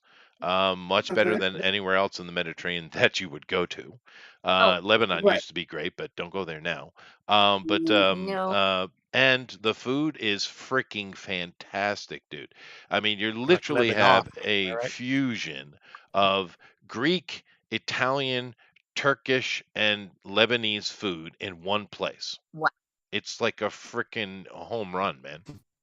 Nice. It's really Yeah, good. No one's getting Turkish delights this year. I was late. Oh, well. No. Turkish delights are good. I do like those. And those Me little too. Turkish nougat things with the nuts in them. What are those called? Dang it. They're not They're Turkish delights? Knickers? Jordan Is it? almonds. No, I thought the Turkish delight was more of more kind of like spongy. Turkish No, no, delight no. is kind of like a jelly. Yeah. That's Yeah. right. It's like a jelly. Yeah. They're pretty good though. But no, I'm talking about the other Turkish dessert. That's it's a nougat and it's got nut in it, I know what pistachios particularly. I think. Yeah, I know what you're talking about. You're talking about it's oh, what do you call it? I know what it is. I just can't. I They're just so don't know good, the name dude. of I it. get them like once every 4 or 5 years. What are you baklava, talking about? maybe? No, I get it. baklava is honey and pistachio and Yeah. pastry. Yeah, Phyllo those dough. are great too. Now these Phyllo are dough, yeah. these are like nougat bars because I used to get them when I went to Barcelona. They're killer, dude. Yeah, Yeah, they're So it's really like a good. candy? Milky Way? No, kind of. They- I mean, it's more of a kind of sweet, but it's got nuts in it. But yeah, it's like they a might just be it's called Turkish savory. nougats. No, there's a Is it name for white? it. I just can't recall it, but they are killer. They're really good, and they do Just really smoke 'em. good there. And of course, in Malta, they also do the Greek baklava, which I much Mhm. prefer to the Turkish one. I didn't know there was a. The Turkish one's too oily. Mm. Greek baklava is amazing. Yeah. It is killer. Yeah, it is good. Excuse me. Regular pastry, right? I looked At it up. least- There's something called locum. It's puff pastry, like layered with honey and nuts. And Yeah, no, it's really good. But Phyllo the- dough. It's actually made out feels of like phyllo dough. It's a it paper feels thin like- pastry, yeah, and you got it feels like walnuts it's and honey. melting your teeth when you eat it, but it's good. The difference is the Greeks do it by hand, little by little, whereas Mhm. what the Turkish do is they'll put the phyllo dough and the nut spread, and they'll just layer it up, and then they boil the honey and they pour it on at one point, and it sizzles, and it just right. is too oily the way they do it. Whereas the Greeks do it in the honey is more like a syrup, kind of laid on layer by layer. It's just better. Oh, Yeah, it's just better. My mom used to make the best baklava, but she learned how to do it in a Greek restaurant in Detroit. Yeah. No, the Greeks are Yeah, best. yeah. But anyway, We sound like we're in the gayest barbershop in the U.S. By the way, right, just saying. right. No, I'm telling you, the food's killer. I'm just suggesting if you guys want a nice European vacation, Malta's a good one. And to keep in mind, there's no nonsense going on in Malta at all. None. Wow. There's no immigration there because they don't allow it. right. Yeah. But you got a place. Well, yeah, because and the just like with a lot of countries, the reason why is because I have to show a certain amount of money in a bank account. Right. Yeah. And it's just So- like Now with we- New Zealand or Australia, other places, you have to have a certain amount of money in a bank account, and it cannot be touched. Oh, interesting. I didn't know that. Yep. Well, same thing with like Thailand. Most countries are like that. It's America, and of course these Europeans they're being stupid. And therefore, these migrants that are moving around, they don't have that kind of money, right? Right. And it's not that much. It's what was it, like 50 grand or something like that. It's not that much, but it's certainly out of the ken of your average migrant, right? Right. And so they haven't that had what any you- trouble. So there's no nonsense. You don't have any Muslim gangs running around, although there are Muslims there, but they're not the majority. I'd imagine they're mostly Catholics. Oh, the Turkish nougat is just literally called Turkish nougat. Is it? Is it? Yeah. We need Yeah. to go. I That's felt it. It like has it had a various name like though. brand names, but it's just Turkish nougat. Yeah, It's got like the almonds in it and all that. they're really Oh, good, that's man. Those are tasty. Anyway, where was I? Oh yeah, I'm going on. Elrod, do you have something to say? Does George have something to say?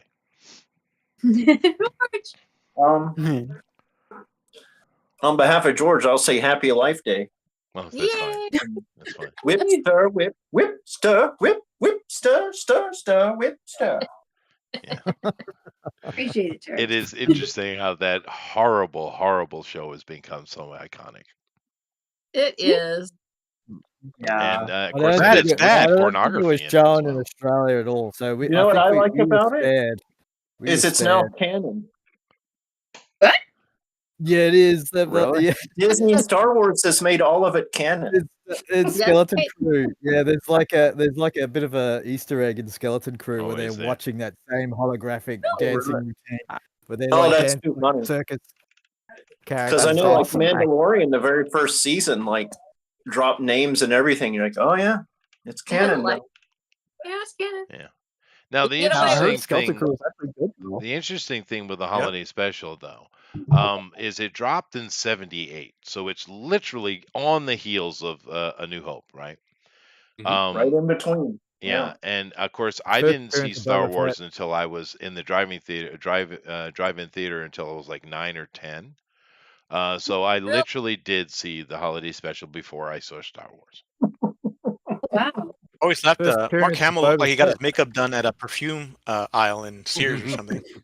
It looked Yeah, like he got his makeup done by the makeup shotgun that Homer Simpson made. He yeah, was right, totally right. disfigured No, it's hard. It That is is awfully hard. horrible. Yeah. because he was horribly disfigured in that accident he had. Yeah, Yeah. they were contouring his broken nose, I think, to make it look like it did in the movie. Yeah. Well, he's a better voice actor than an actor anyway. And he's a better progressive wokey than anything, it seems. That's Yeah, true. he's been extra quiet on Twitter. He used to go on and on Yeah. about Trump every. Yeah, every Yeah, apparently he's he's gone. moved into a TDS. monastery now now. It's nothing. real. Yeah. Oh, He's on maybe he went over Pedosky to now. Blue Sky. Yeah. On November 6th, he went into a monastery and then went to Blue Sky. Oh, Really? good. Very good. All right. I got to move on. I'm on my time, though, guys. no. Jason, what do you got? Jason. All right.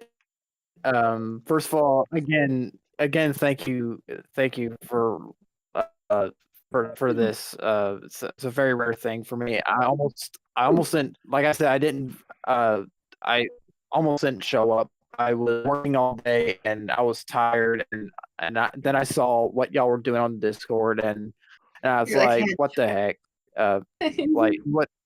Like I remember like, oh yeah, I love Rosa, you know. Yeah. And so Right. and Give me and Dynasty. yeah, and so yeah, thank you. Well, but and Okay. also it wouldn't be for her if I wouldn't, that you know what I'm saying. It wouldn't be for her if it wasn't for her. I wouldn't be here. So, but That is but yeah, I should have died from it. I love you. It's so adorable. That is just the Thank you. sweetest thing. I love you. Oh, No, it's- all right, yeah, I love you too. I love you too. I can God bless you and your husband, by the way. I'm glad he's doing better. listen. And another thing, yeah. But yeah, if y'all want to like look at more of my Western stuff like this, I've made plenty more in the past and maybe a little recent, but yeah, but yeah, just hit me up on excuse me, creation.jason at Instagram, and I think that's it. Sweet. Thank you very much. Alan. Yo, just chilling right now. I did finish that piece from last week. I'll show you real quick. Yeah, show us.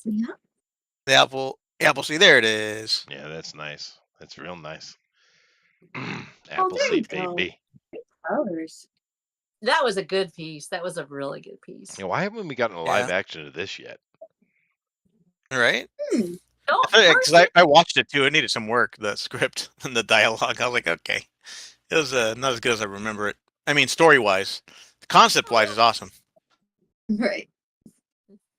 But I posted I wish Paul Verhoeven made this movie between RoboCop and Total Recall. Oh, I think he would have been the Mhm. man for it.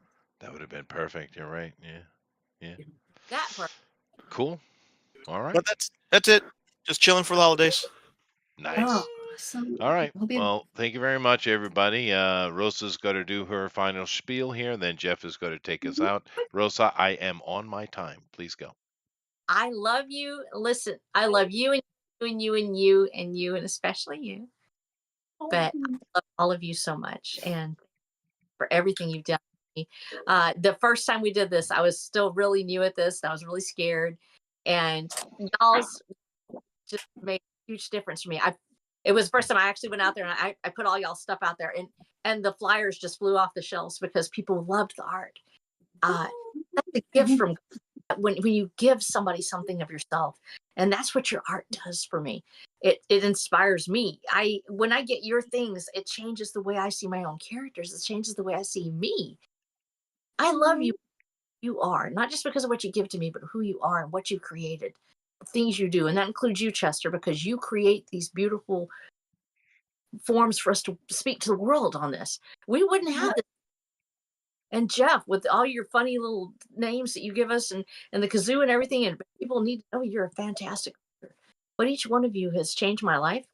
I look forward to this. When I miss it, it's usually because I'm either really sick or something has happened that's terrible. But did fight a excuse.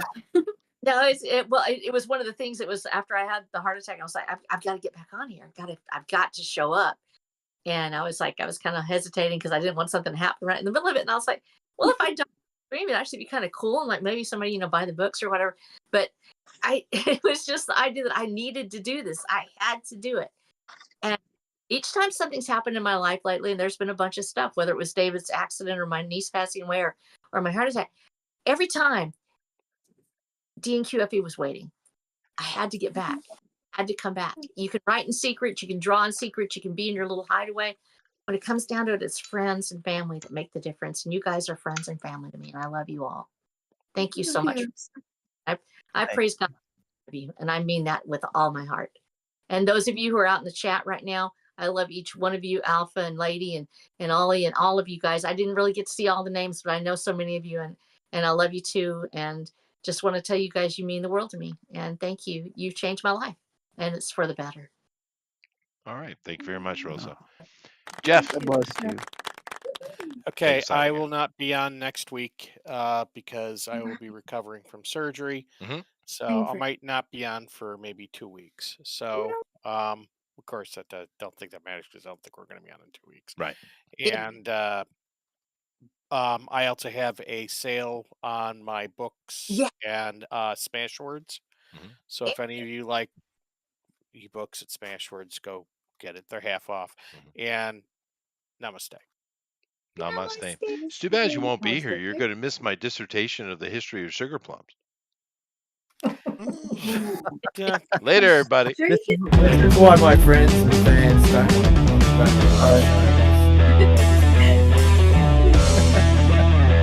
Have a Merry Christmas.